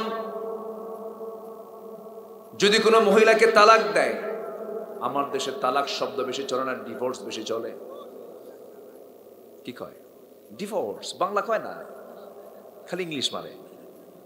ডিভোর্স। ডিভোর্স দিলে পরে কোন স্বামী করতে কি স্ত্রী যদি তালাক প্রাপ্ত হয়ে যান, অন্য স্বামী গ্রহণ করতে গেলে ন্যূনতম কয় মাস দেরি করতে হবে? হ্যাঁ, কি সুন্দর মাসলা জানে না? আলহামদুলিল্লাহ। 3 ইদ্দত পর্যন্ত। জানবে না কেন? জামাই যেই গ্রামের। আলহামদুলিল্লাহ, খুব ভালো। আমার এই ডেট নেওয়ার জন্য ইব্রাহিম ভাই যে কত পরিশ্রম করছে। 2-3 মাহফিলে গেছে উনি। আমি এসেছি, খুশি হয়েছেন তো আপনারা? আমি একটু ঠান্ডা ঠান্ডা কথা বলি, একটু বুঝে শুনে একটু কথা বলি, একটু সময় লাগে, শোনেন। তাহলে তালাক প্রাপ্ত নারী অন্যের স্ত্রীত্বে গেলে, অন্য স্বামী গ্রহণ করতে গেলে অবশ্যই তাকে 3 ইদ্দত, 3 কুরু। ওয়াল মুতাল্লাকাতু ইয়াতারাব্বাসনা বিআনফুসিহিন্না সালাসাতা কুরু, 3 ঋতুস্রাব পর্যন্ত অপেক্ষা করতে হবে। কেন? পুরুষের কি সে অপেক্ষা করা লাগে? লাগে না। পুরুষের লাগে না, মেয়েদের কেন লাগে? প্রশ্ন কিন্তু কেন লাগে না পুরুষের, আর কেন লাগে মহিলা? এর কারণ হলো পুরুষ গ্রহণ করে না, পুরুষ দেয়। পুরুষ দেয় আর স্ত্রী গ্রহণ করে। রিসিভ করার জাতি হলো নারী, আর দেবার জাতি হলো পুরুষ। সচেতন সবাই বুঝবেন, এগুলো সৃষ্টির বিষয়গুলো জানা দরকার, ডিসকাস হওয়া দরকার। আল্লাহ তাআলা 3 মাস অপেক্ষা করতে বললেন কেন? ইন্টারকোর্স যখন হয়ে যায় স্বামী স্ত্রীর ভিতরে, সহবাস যখন হয়ে গেল, স্বামীর স্পার্ম যখন স্ত্রীর জরায়ুতে প্রবিষ্ট হয়ে গেল, এর মধ্য দিয়ে স্ত্রীর মাথা থেকে পা পর্যন্ত স্বামীর ওই স্পার্ম থেকে বের হওয়া ব্যাকটেরিয়া প্রোটিনগুলো গোটা দেহে চলতে থাকে, চলাচল করতে থাকে। এই যে ব্যাকটেরিয়া প্রোটিন গোটা শরীরে প্রভাব ফেলতেছে, 1 মাস যখন হয়ে যায়, 1 ঋতুস্রাবের মধ্য দিয়ে 30% তার দেহ থেকে সে ব্যাকটেরিয়া বের হয়ে যায়। 2য় মাসে ঋতুস্রাবের মধ্য দিয়ে 60% চলে যায়। 3 মাসের মধ্য দিয়ে 90% চলে যায়। আরো 10-12 দিন চলে গেলে পরে টোটাল প্রোটিন ব্যাকটেরিয়া গুলো শরীর থেকে বের হয়ে গেল, সে ফ্রেশ হয়ে গেল, তার মধ্যে আর কোনো ব্যাকটেরিয়া প্রোটিন থাকলো না। কিন্তু স্বামীর রেখে যাওয়া সেই ব্যাকটেরিয়া প্রোটিন সহ যদি অন্য কোনো স্বামীকে সে গ্রহণ করতে চায়, ডাবল ব্যাকটেরিয়া প্রোটিন সেখানে মহারোগ সৃষ্টি করে দেবে। গনোরিয়া, সিফিলিস, বড় বড় জটিল রোগ আক্রান্ত হয়ে যাবে, সমাজে মহামারী দেখা দেবে, মানুষ রোগী হয়ে যাবে, অসুস্থ হয়ে যাবে। আল্লাহ তাআলা সুস্থতার জন্য এমন পদ্ধতি বিধান করে দিয়া প্রত্যেক নারীকে অপেক্ষা করতে বলেছেন 3 মাস 13 দিন পর্যন্ত, 3 ঋতুস্রাব পর্যন্ত বিধানটা দিয়েছেন কে? কে দিয়েছেন? আল্লাহ দিয়েছেন। আরেকটা প্রশ্ন আমার ভাইয়েরা, সমাজ নিজের জীবনের সঙ্গে কিন্তু এটা বিশাল বড় সম্পর্কিত একটা বিষয়। কোন স্ত্রী যদি স্বামীকে হারিয়ে ফেলে অথবা মারা যায়, তখন ওই মহিলাকে কি মহিলা বলে? কি বলে বলেন? বিধবা। অনেকদিন আগে এক যুবক আমাকে বলে, হুজুর আমার মোবাইল হেরে গিয়ে আমি বিধবা হয়ে গেছি। এখন তো মোবাইল এত, মানে মোবাইলটা এত আকর্ষণীয়, যদি বউ না থাকে থাক, মোবাইল থাক। আমি কি ভুল বলতেছি বলেন? এতটা এটা আসক্তি। আল্লাহ তাআলা তুমি এগুলো থেকে বাঁচাও, জোরে বলি আমিন। বিধবা নারী স্বামীকে হারিয়েছেন, সে অপেক্ষা করবে কয় মাস বলেন তো? বলেন। হ্যাঁ, ফাইন করে উত্তর দিয়েছেন। আরবাআতু আশহুরিন ওয়া আশরা। এই হাফেজ কই? ঠিক আছে না? আরবাআতু আশহুরিন ওয়া আশরা, 4 মাস গুনে গুনে আরো 10 দিন। কার কথা? 1500 বছর আগে কিন্তু আল্লাহ তাআলা এগুলো জানিয়ে দিচ্ছেন। সেই সময় কিন্তু কোনো বিজ্ঞান নাই, কোনো সায়েন্স ল্যাবরেটরি নাই, মেডিকেল সায়েন্স নাই।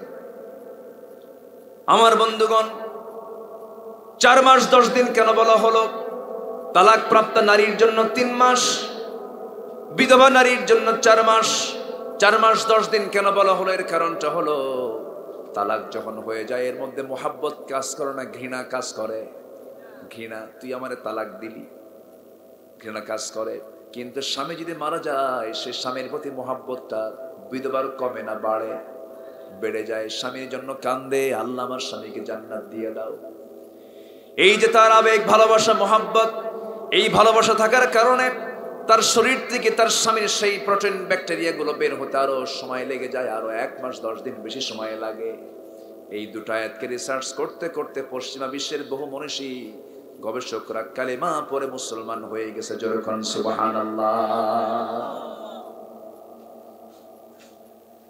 এই বিধানগুলো আজকে মুসলমানদের মধ্যে কোনো প্র্যাকটিস নাই।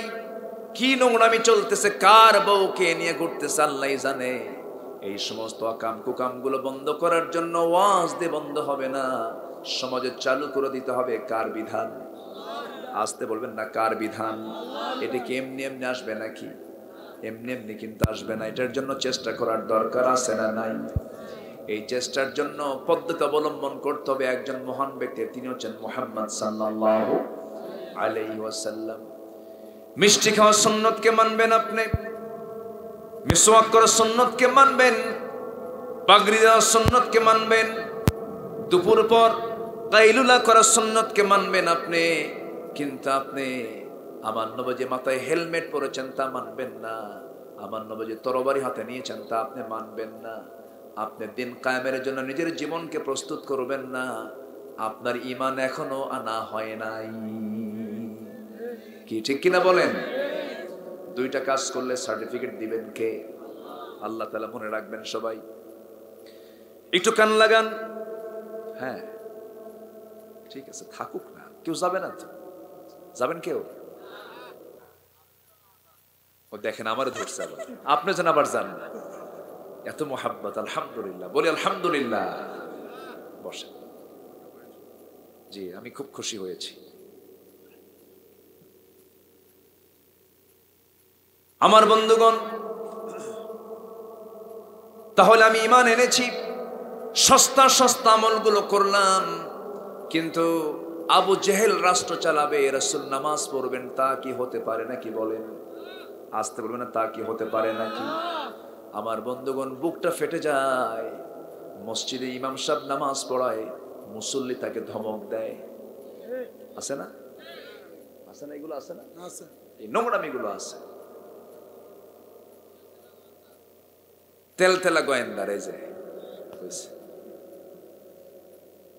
খতিব খুতবা দেয়, মুসল্লি তাকে ধমক দিয়ে কথা বলে, জোর করে মসজিদ কমিটির সে মেম্বার হয়েছে, সভাপতি হয়েছে, সেক্রেটারি হয়েছে, কিন্তু যে সভাপতি সে একজন এলাকার কুখ্যাত সুদখোর।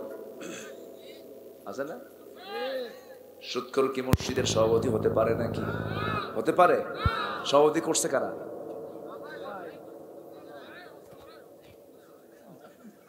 হ্যাঁ, এটাও রাইট, এটাই হয়েছে। কারণ হতে তো সময় লাগে না, অটো হয়, সব সব কি হয়? অটো।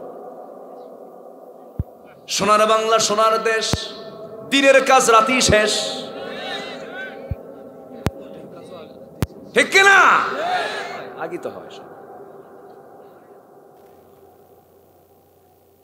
আমার বন্ধুগণ, আপনি কারা আমানত ভেঙ্গে ফেলবেন, আমানত নষ্ট করবেন, আপনার জন্য জান্নাতটা হারাম হয়ে যাবে। আপনার সিলটা অন্য কেউ দিল, আপনার জন্য জাহান্নাম বরাদ্দ হয়ে যাবে। আস্তে কবেন না, জোরে কোন ঠিক কি? এই বিষয়গুলো একটু একজন বলতে কৌ হয়। হ্যাঁ, আমার জন্য 50 বছর অনেক কিছু, আল্লাহর জন্য 50 বছর কিচ্ছু না। ফেরাউন বেঁচে ছিল কত বছর? 1600 বছর। কত বছর বলেন? ধরছেন কয়দিন? ফেরাউনকে ধরছেন কয়দিন বলেন? ধরে ধরে ধরে না ধরলে আল্লাহ ধৈর্য ধরেন না, সময় আসবে। জোরে বলেন ইনশাআল্লাহ, জোরে বলেন ইনশাআল্লাহ। এক মাকে শীত যায় না, গাড়ির চাকা একদিকে থাকে না, রক্ত কখনো বৃথা যাবে না, মুসলিমের দোয়া প্রত্যাখ্যান হবে না। জালিমদের অবশ্যই পরিণতি ভয়াবহ হবেই, হবেই, হবেই, হবেই। কার ওয়াদা? কার ওয়াদা? আল্লাহর ওয়াদা। একটু অপেক্ষা, একটু অপেক্ষা।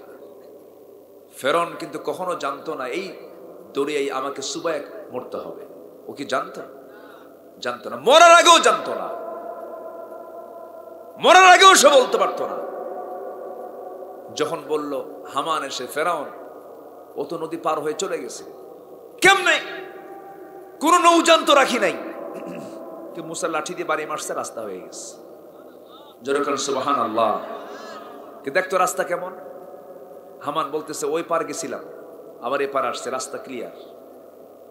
ফেরাউন কয় ঠিক আছে, তাহলে তো এখন যাওয়াই যায়, ওর তো বাপের রাস্তা, তাই না? ওটা কি কাফের রাস্তা না ইমানদারের রাস্তা? ওখানে পার হবে কাফেররা না ইমানদারেরা? ইমানদাররা। এই সেন্সটা ফেরাউনের ছিল না, মোর ভেজে, ও যে মোর ভেজে, সেন্সটা নাই তো। জুবান খেলো, শেষ হলো। নমরুদও শেষ হয়ে গেছে। শেষ হয়নি? আগুনে পুড়ে মারছিল, পুড়ে মারতে চেয়েছিল কোন পয়গম্বরকে? চিন্তা করেন নবীরা কি কি বিচারের সম্মুখীন হলেন দেখেন। আমার জাতির পিতা ইব্রাহিমকে আগুনে পুড়ে মারতেছে, আমার বাপকে, এবং তার বাপও মুশরিক। তার বাপও কি? মুশরিক। বাপ এসে বলে নমরুদ আমিও আছি তোমার সাথে, দাও কোথায় ধরতে হবে, ওরা আগুনে ফালাই। ইব্রাহিম আলাইহিস সালাম চোখের পানি ফেলে কাঁদতেছে, কেঁদে কেঁদে বলছেন আল্লাহ ইমানটা কি তাজা রাখার জন্য আমি কারো সাহায্য চাই নাই, আল্লাহ আমার ইমানটা তুমি আল্লাহ কবুল করে নাও। আমাকে মাফ চাইতে বলে আমি কারো কাছে মাফ চাবো না আল্লাহ, কারো কাছে প্রাণ ভিক্ষা চাবো না আল্লাহ, আমি কারো কাছে সারেন্ডার করবো না তুমি ছাড়া। আল্লাহ তুমি তো দেখতেছো আমার বাপ পর্যন্ত আমার বিরুদ্ধে অবস্থান নিয়েছে, আল্লাহ তুমি আমাকে এই বিপদ থেকে বাঁচাও। সবাই মিলে সব দেশের জনগণকে ডাক দিয়া আমার বাপজানকে যখন সে আগুনের মধ্যে ফেলে দেওয়া হলো, আল্লাহ বলছেন আমার ইব্রাহিম যখন আগুনে পড়বে, আল্লাহ তাআলা আগুনকে নির্দেশ জানায়া দিলেন আগুন তোর দাহ্য শক্তি হারিয়ে ফেলবি, জান্নাতের টুকরা হয়ে যাবে। যেরকম সুবহানাল্লাহ।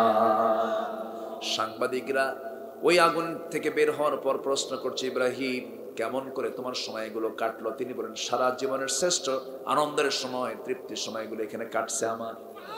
জোরে বলুন সুবহানাল্লাহ। একজন মূর্তি পূজকের ছেলে ইব্রাহিমের ঈমান আছে, আর আমরা ইব্রাহিমের সন্তান হয়েও আমরা মূর্তি পূজা করি। আছে না নাই? এরকম আছে না নাই? উনকো তহযীব নে हर बंद से आजाद किया, लाके काबे से सनम खाने में आबाद किया। नब्बे जुगर सभ्यता मोहे केटे फेलले सब बाधन, मस्जिद छेड़े मंदिरे गिया बासा बेঁধেছো হায় এখন। বাবার সঙ্গে মসজিদে যায় না, কিন্তু নেতার সঙ্গে মন্দিরে যায়। আছে না এরকম? আছে না? আছে। ওই নেতার পথ ছেড়ে দাও যে নেতা তোমাকে সিগারেট দেয়, ওই নেতার পথ ছেড়ে দাও যে নেতা তোমাকে বাংলা মদ কিনে দেয়, ওই নেতার পথ ছেড়ে দাও যে নেতা তোমার হাতে মেয়ে তুলে দেয়। ঠিক কিনা? আসলে এরকম নেতা নাই? বাদ দিয়ে দাও, জীবনটাকে সুন্দর করে সাজাও। যুবকরা এখানে মাহফিল, আজকে যুবকদেরকে বেশি দেখছি। যুবকরা তোমাদের জন্য বাংলাদেশ গড়তে হবে, তোমরা এই বাংলাদেশকে গড়বে। জোরে বলে ইনশাআল্লাহ। তুমি উঠে দাঁড়াও, সব বসে যাবে, কেউ পারবে না তোমার সাথে। চরিত্রকে মজবুত করো, সবচেয়ে বড় হাতিয়ার হলো চরিত্র। সবচেয়ে বড় মজবুত হাতিয়ার কি? চরিত্র। চরিত্রকে সুন্দর করো, নোংরামি করো না, হারাম কাছে যাবা না, নেশা করবা না, মদের কাছে যাবা না, অনৈতিক পন্থায় কোন নারীর কাছে যাবে না। বিয়ে করার প্রয়োজন হলে বিয়ে করে নেবা, বিয়েতে রহমত। আর জেনাতে গজব। জেনাতে কি? গজব, রোগ, অসুখ, বিসুখ। এই যে শুনলে না কিছুক্ষণ আগে। হারাম কোনো কাজে যাবা না, ইমানের যত্ন নিবা। আল্লাহ বলছেন এই কাজটা করার পরে তোর 2 নম্বর কাজ যদি সাকসেস হয়ে যায়, বান্দা আমি তোকে চারিত্রিক সনদ দেব, আমি তোকে জান্নাত দিয়ে দেব। যেরকম সুবহানাল্লাহ।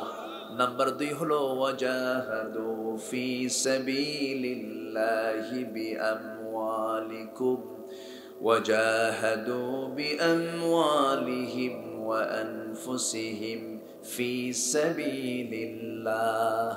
জিহাদ করবে তোমরা মাল দিয়ে, জান দিয়ে। কার পথে? আসতে বলবেন না, কার পথে? জিহাদের নাম শুনলে পরেই কিছু লোকের গাও চুলকায়। আমার দেশে আছে না এমন? আছে না নাই? গায়ে চুলকায়। যারা বলে যে জিহাদ নাই, আজকের এই দুনিয়াতে আর জিহাদ নাই। রাসূল বলেছেন আল জিহাদু মাদিন ইলা ইয়াউমিল কিয়ামা, জিহাদ কিয়ামত পর্যন্ত চলবে। এই জিহাদের নাম শুনলেই মুনাফিকদের গায়ে চুলকানি শুরু হয়। আছে না? আসতে বলবেন না, আছে না? নাই বদমাইশ এগুলো। আমার নবীর যুগেও ছিল এই সমস্ত বদমাইশ গুলো। নামাজ পড়তো, রোজা রাখতো, নবীর ওয়াজগুলো শুনে শুনে চোখের পানি ফেলে যায় নামাজ ভিজে ফেলতো, সেজদায় পড়ে পড়ে কাঁদতো। কিন্তু আমার নবী এই সমস্ত মুনাফিককে চিনতে পেরেছেন মসজিদে না জিহাদে। মসজিদে মুনাফিকও যায়, ইমানদারও যায়, কিন্তু জিহাদের ময়দানে ইমানদার যেতে পারে কিন্তু মুনাফিক যেতে পারে। নামাজে জীবন দেওয়ার কোনো কি সুযোগ আছে নাকি?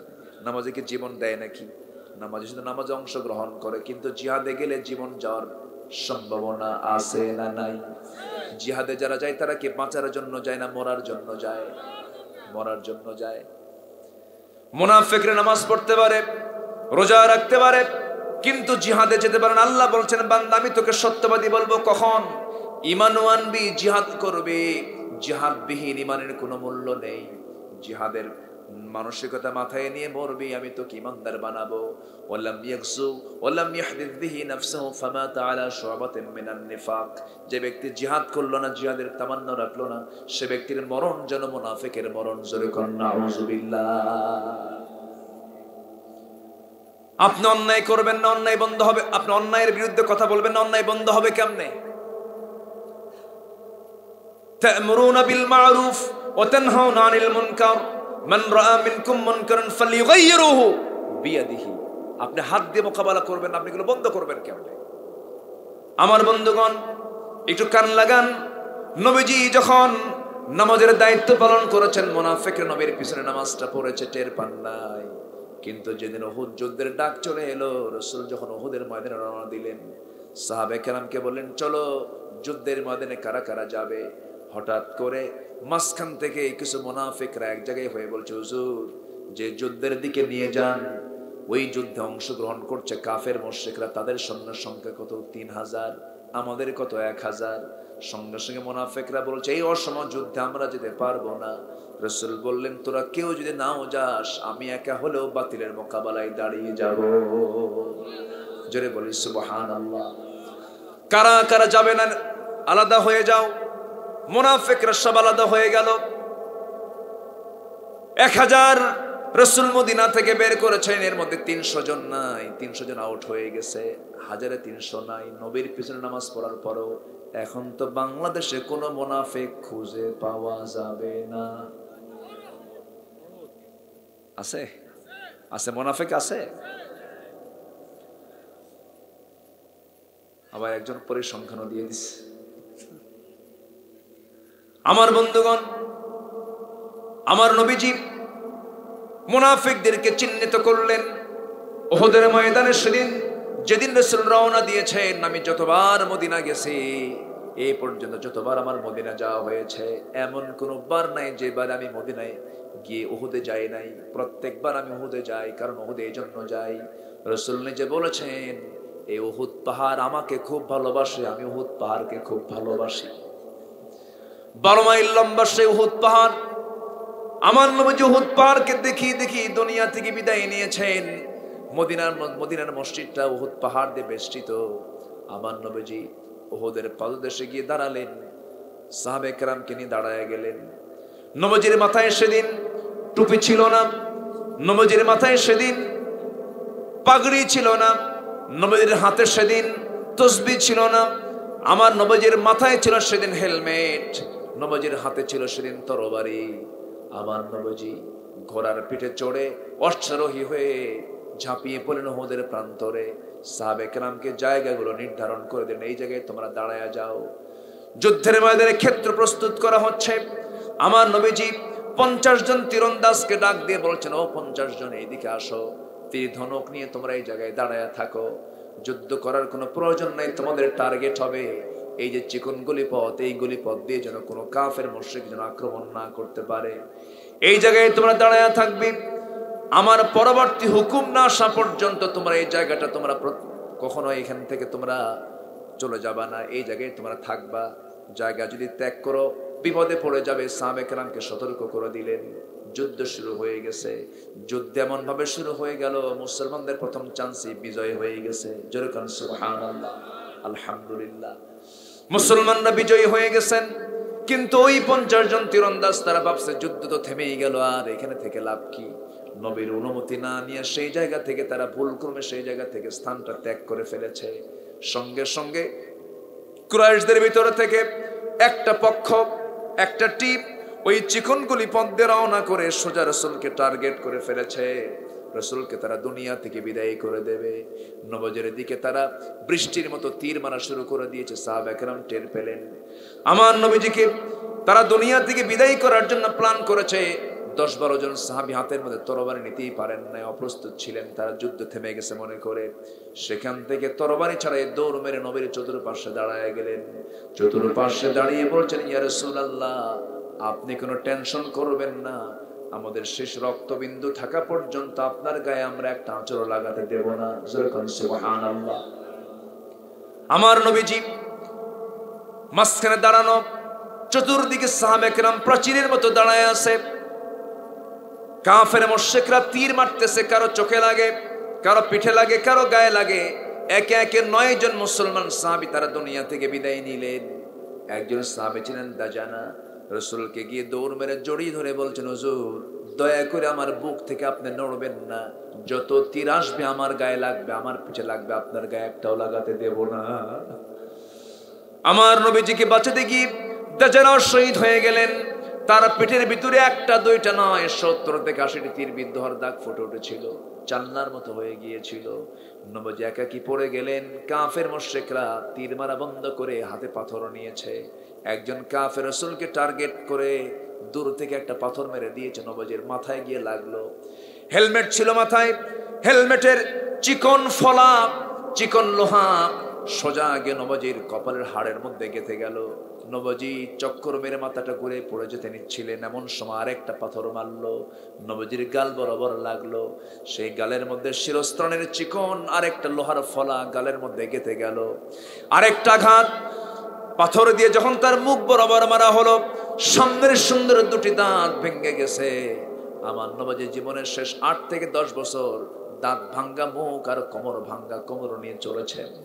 আমার নবীজির দাঁত যখন ভেঙে পড়ল, গালের মধ্যে লোহা, কপালের মধ্যে লোহা, দাঁত 2টা নাই, রক্তাক্ত চেহারা নিয়ে নবীজি মুখ থুবড়ে জমিনে পড়ে গেছেন, মাথা চক্কর মেরে।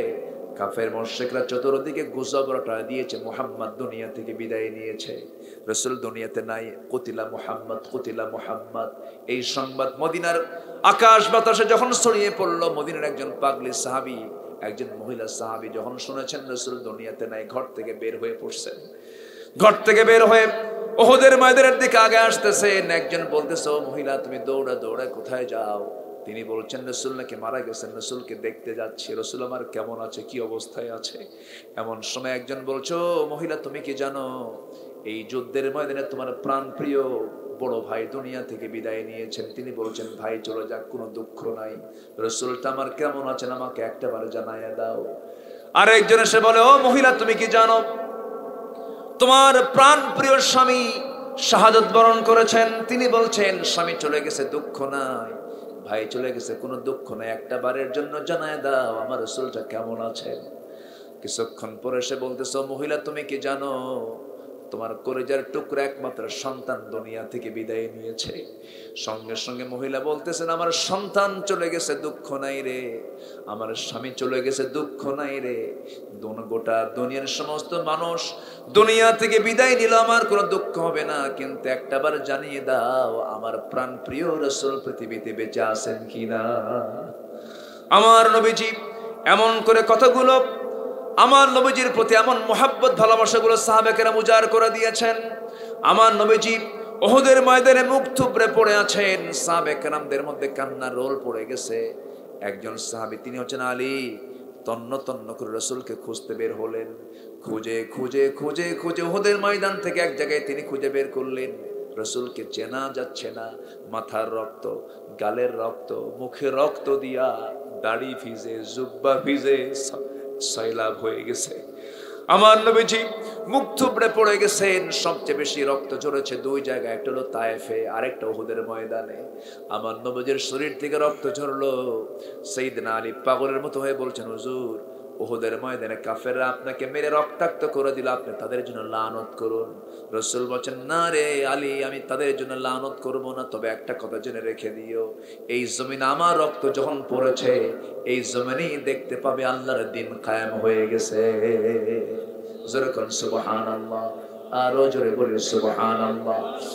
আমার নবীজি সাইয়েদনা আলীর কোলে উঠলেন। সাইয়েদনা আলী তাকে কোলের মধ্যে তুললেন, ঘাড়ে করে নিয়ে দূর মেরে নিয়ে গিয়ে উহুদ পাহাড়ের একটা উঁচু জায়গায় তাকে শোয়া দিলেন। আল্লাহ পাক আমাকে এই স্থানগুলো দেখার তৌফিক দিয়েছেন। উঁচু জায়গায় তাকে শোয়া দেওয়া হলো। উম্মে আয়মান সেখানে ছিলেন এবং আমার নবীজির পাশে উবাইদা ইবনে জাররাহ একজন সাহাবী বসা ছিলেন, উবাইদা নামে এক সাহাবী। আমার নবীকে দেখেই পাগলার মতো হয়ে গেলেন, পাগলের মতো হয়ে গেলেন। কপালের লোহা তাড়াতাড়ি কেমন করে বের করা যায়, টান মারলেন, খোলে না। উবাইদা ভাবলেন টান মেরে হবে না, রাসূল কষ্ট পাবেন। কিন্তু আমার এবার উবাইদা করলেন কি, আমার নবীজির পাশে বসে ওই কপালে বিদ্ধ লোহার জায়গায় তিনি নিজের দাঁতটা লাগায় দিলেন। দাঁত লাগায় দিয়া আস্তে টান দিলেন। নবীজি কষ্ট পাচ্ছেন মনে করে এত জোরে টান মারলেন, এক টানে লোহাটা বের হলো। উবাইদার সামনের দুটো দাঁত ভেঙে পড়ে গেল। রাসূল বলেছেন, উবাইদা তোমার দাঁত দুইটাই ভেঙে ফেললে, কি কষ্ট, কি দরকার ছিল, আস্তে টান দিলে তো তোমার দাঁতটা ভাঙতো না। উবাইদা বলছেন, হুজুর দাঁত কেন, আপনার জন্য কলিজা ছিঁড়ে দেব, কোনো কষ্ট হবে না। জোরে করুন সুবহানাল্লাহ। আমার নবীজি খুব খুশি হয়ে গেলেন।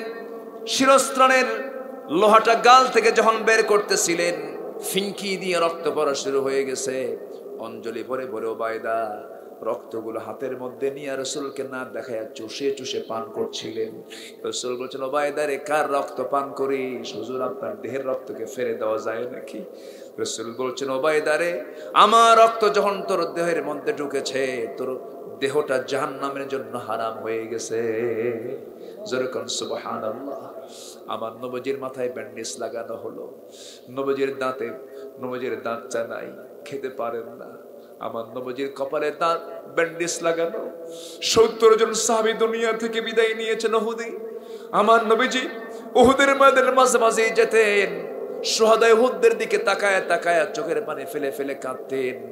বেশি কাঁদতেন তার আপন চাচা আমির হামজার জন্য। আমির হামজা বদরের ময়দানে 32 জন কাফেরকে দুনিয়া থেকে বিদায় করেছিলেন, কিন্তু উহুদের ময়দানে তাকে টার্গেট করেছিল।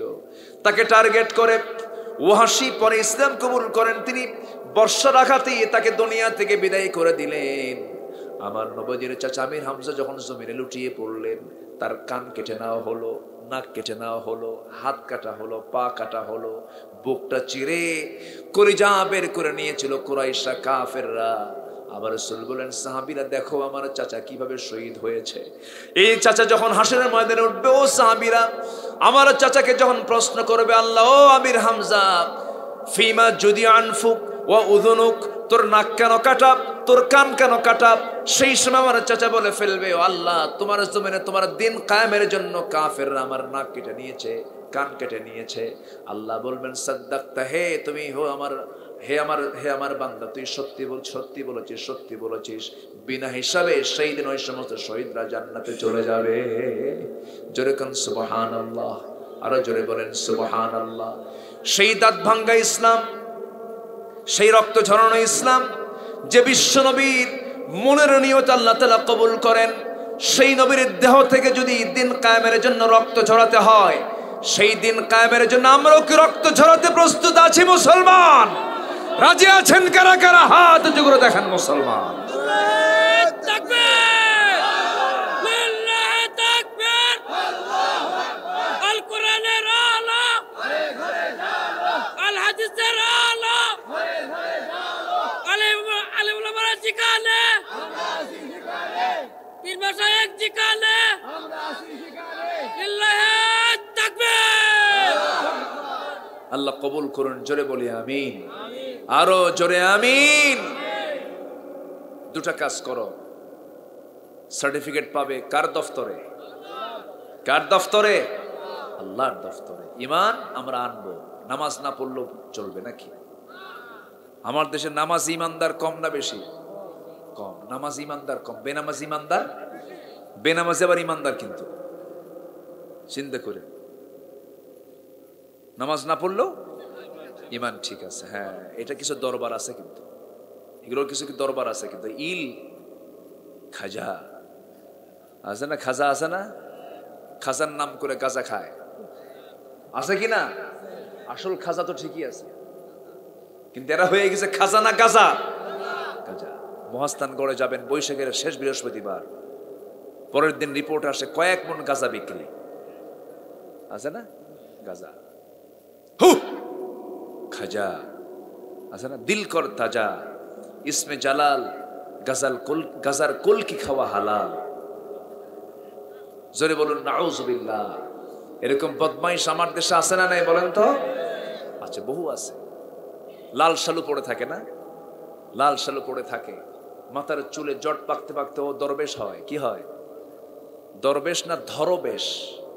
হ্যাঁ, দরবেশ না ধরবেশ, ধর ভেষ, দরবেশ না, ভেষ ধরছে। কি ধরছে? বদমাইশ এগুলো। মাথার চুলে জট পাকে, চুল বড় হতে চুলের মধ্যে জট পাকতে পাকতে মহাজট, ওর মধ্যে উকুন থাকতে থাকতে উকুন পর্যন্ত বিরক্ত। উকুন কয়, আল্লাহ তুমি কোন চুলে আমারে পাঠাইছো যে চুলে তেলও নাই, খাবো কি? এই হলো মাথার চুলের দশা। মোস, মাশাআল্লাহ, মোসও বড়, দাড়িও বড়, পগলের চুলও বড়, নিচের দিকে আর গেলাম না। এই হলো এদের হাল দশা। একটা পাগল কখনো আল্লাহওয়ালা হয়, অসামাজিক কখনো আল্লাহওয়ালা হয়? গাজার গন্ধে কাছে যাওয়া যায় না। বদমাইশ এগুলো।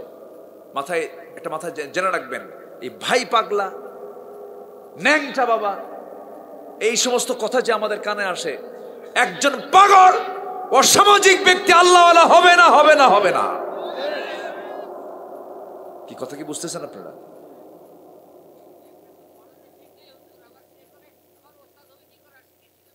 এই তো কথা, ওর তো সদরে ঠিক নাই। এরকম বদমাইশ আছে না নাই? আছে না নাই? আচ্ছা, আমার নবীজির কখনো সতর বের হয়েছিল? বিশ্বের সেরা ব্যক্তিত্ব হচ্ছেন মুহাম্মদ সাল্লাল্লাহু, তার চেয়ে বড় বুজুর্গ পৃথিবীতে কেউ আছে? তার বউ ছিল কি ছিল না? ছেলে মেয়ে সবকিছু ছিল না? উনি কি পাগল ছিলেন? জিকির করতে করতে সাহাবা কিরামকে লাফ মেরে নবীর ঘাড়ে বসছে। তো এগুলো পাইছেন কোথায়? দেখেন না মাঝে মাঝে ভিডিও আসে, জিকির করতে করতে পায়জামা নাই, জিকির করতে করতে হঠাৎ করে উঠে গেছে গাছের কি বাঁশের আগায়। বলেন তো, এই বাঁশের আগায় যদি কোনো লোক চড়তে পারে, ও তো ছোট্ট বেলা পাক্কা নারিকেল চড়ছিল। কথা বোঝেন নাই? এগুলো বদমাইশি। এগুলোর নামে কোনো জিকির ইসলামে নাই। এগুলো বদমাইশি। এগুলোর মধ্যে কোনো, বরঞ্চ ইসলামকে এরা খাটো বানাচ্ছে, ইসলামকে হাসির পাত্র বানাচ্ছে এরা। আল্লাহর ভয় হলো দিলের মধ্যে, আল্লাহর ভয় হলো রাতের বেলা সেজদায় পড়ে পড়ে চোখের পানি ফেলে, সেজদায় চোখের পানি দিয়ে জায়নামাজ ভিজে ফেলা। আল্লাহু আকবার বলে। এটা হচ্ছে আল্লাহর ভয়ের লক্ষণ। এগুলো কি জিকির করে রে বাপ রে বাপ, বদমাইশ এগুলো। আল্লাহ তুমি এইগুলো থেকে আমাদেরকে বাঁচাও। জোরে বলি আল্লাহুম্মা আমিন। আরো জোরে আল্লাহুম্মা আমিন। নবীজির সংসার জীবন ছিল না? মাঝে মাঝে স্বামী স্ত্রী গন্ডগোল লাগছে। এই যে একটা সিরাত পড়লাম, খুব তাজা কথা, আমি এটা কথা বলিনি এর আগে কখনো। আম্মা জান আয়েশার সঙ্গে একদিন রাসূলের গন্ডগোল, বলে আমি আপনার নামে মামলা দেব। রাসূলকে বলতেছে, কে কয়? আম্মা জান আয়েশা। কি করবা বলো? কে বিচার বসাবো। বিচারক কে? কাকে বিচারক বানাবো বলো? ওমরকে বানাবো? কে না, কে? আব্বা। ঠিক আছে না, আব্বাকে ডাক দেন। সাইয়েদনা আবু বকরকে ডাকানো হলো। যখন শুনছে যে তার মেয়ে নবীর বিরুদ্ধে রিপোর্ট করছে, এ তো মেনে নেওয়ার কথা না। ঢোকা মাত্রই চোখ বড় বানায়া মারার জন্য আগায় গেছেন মেয়ের দিকে। আমার নবীর সামনে দাঁড়ায় বলতেছে, এই বিচারক কি মারে? বিচার কর। দেখেন টানটা কিন্তু ঠিকই আছে। এই ভয়ে আম্মা জান আয়েশা আবার নবীর পিছনে দাঁড়াইছে। রাসূল বলতেছে, এই বিচার তুমি চাইলে তোমার বাবার কাছে, তুমি আবার আমার পিছনে কেন? সুবহানাল্লাহ বলবেন না?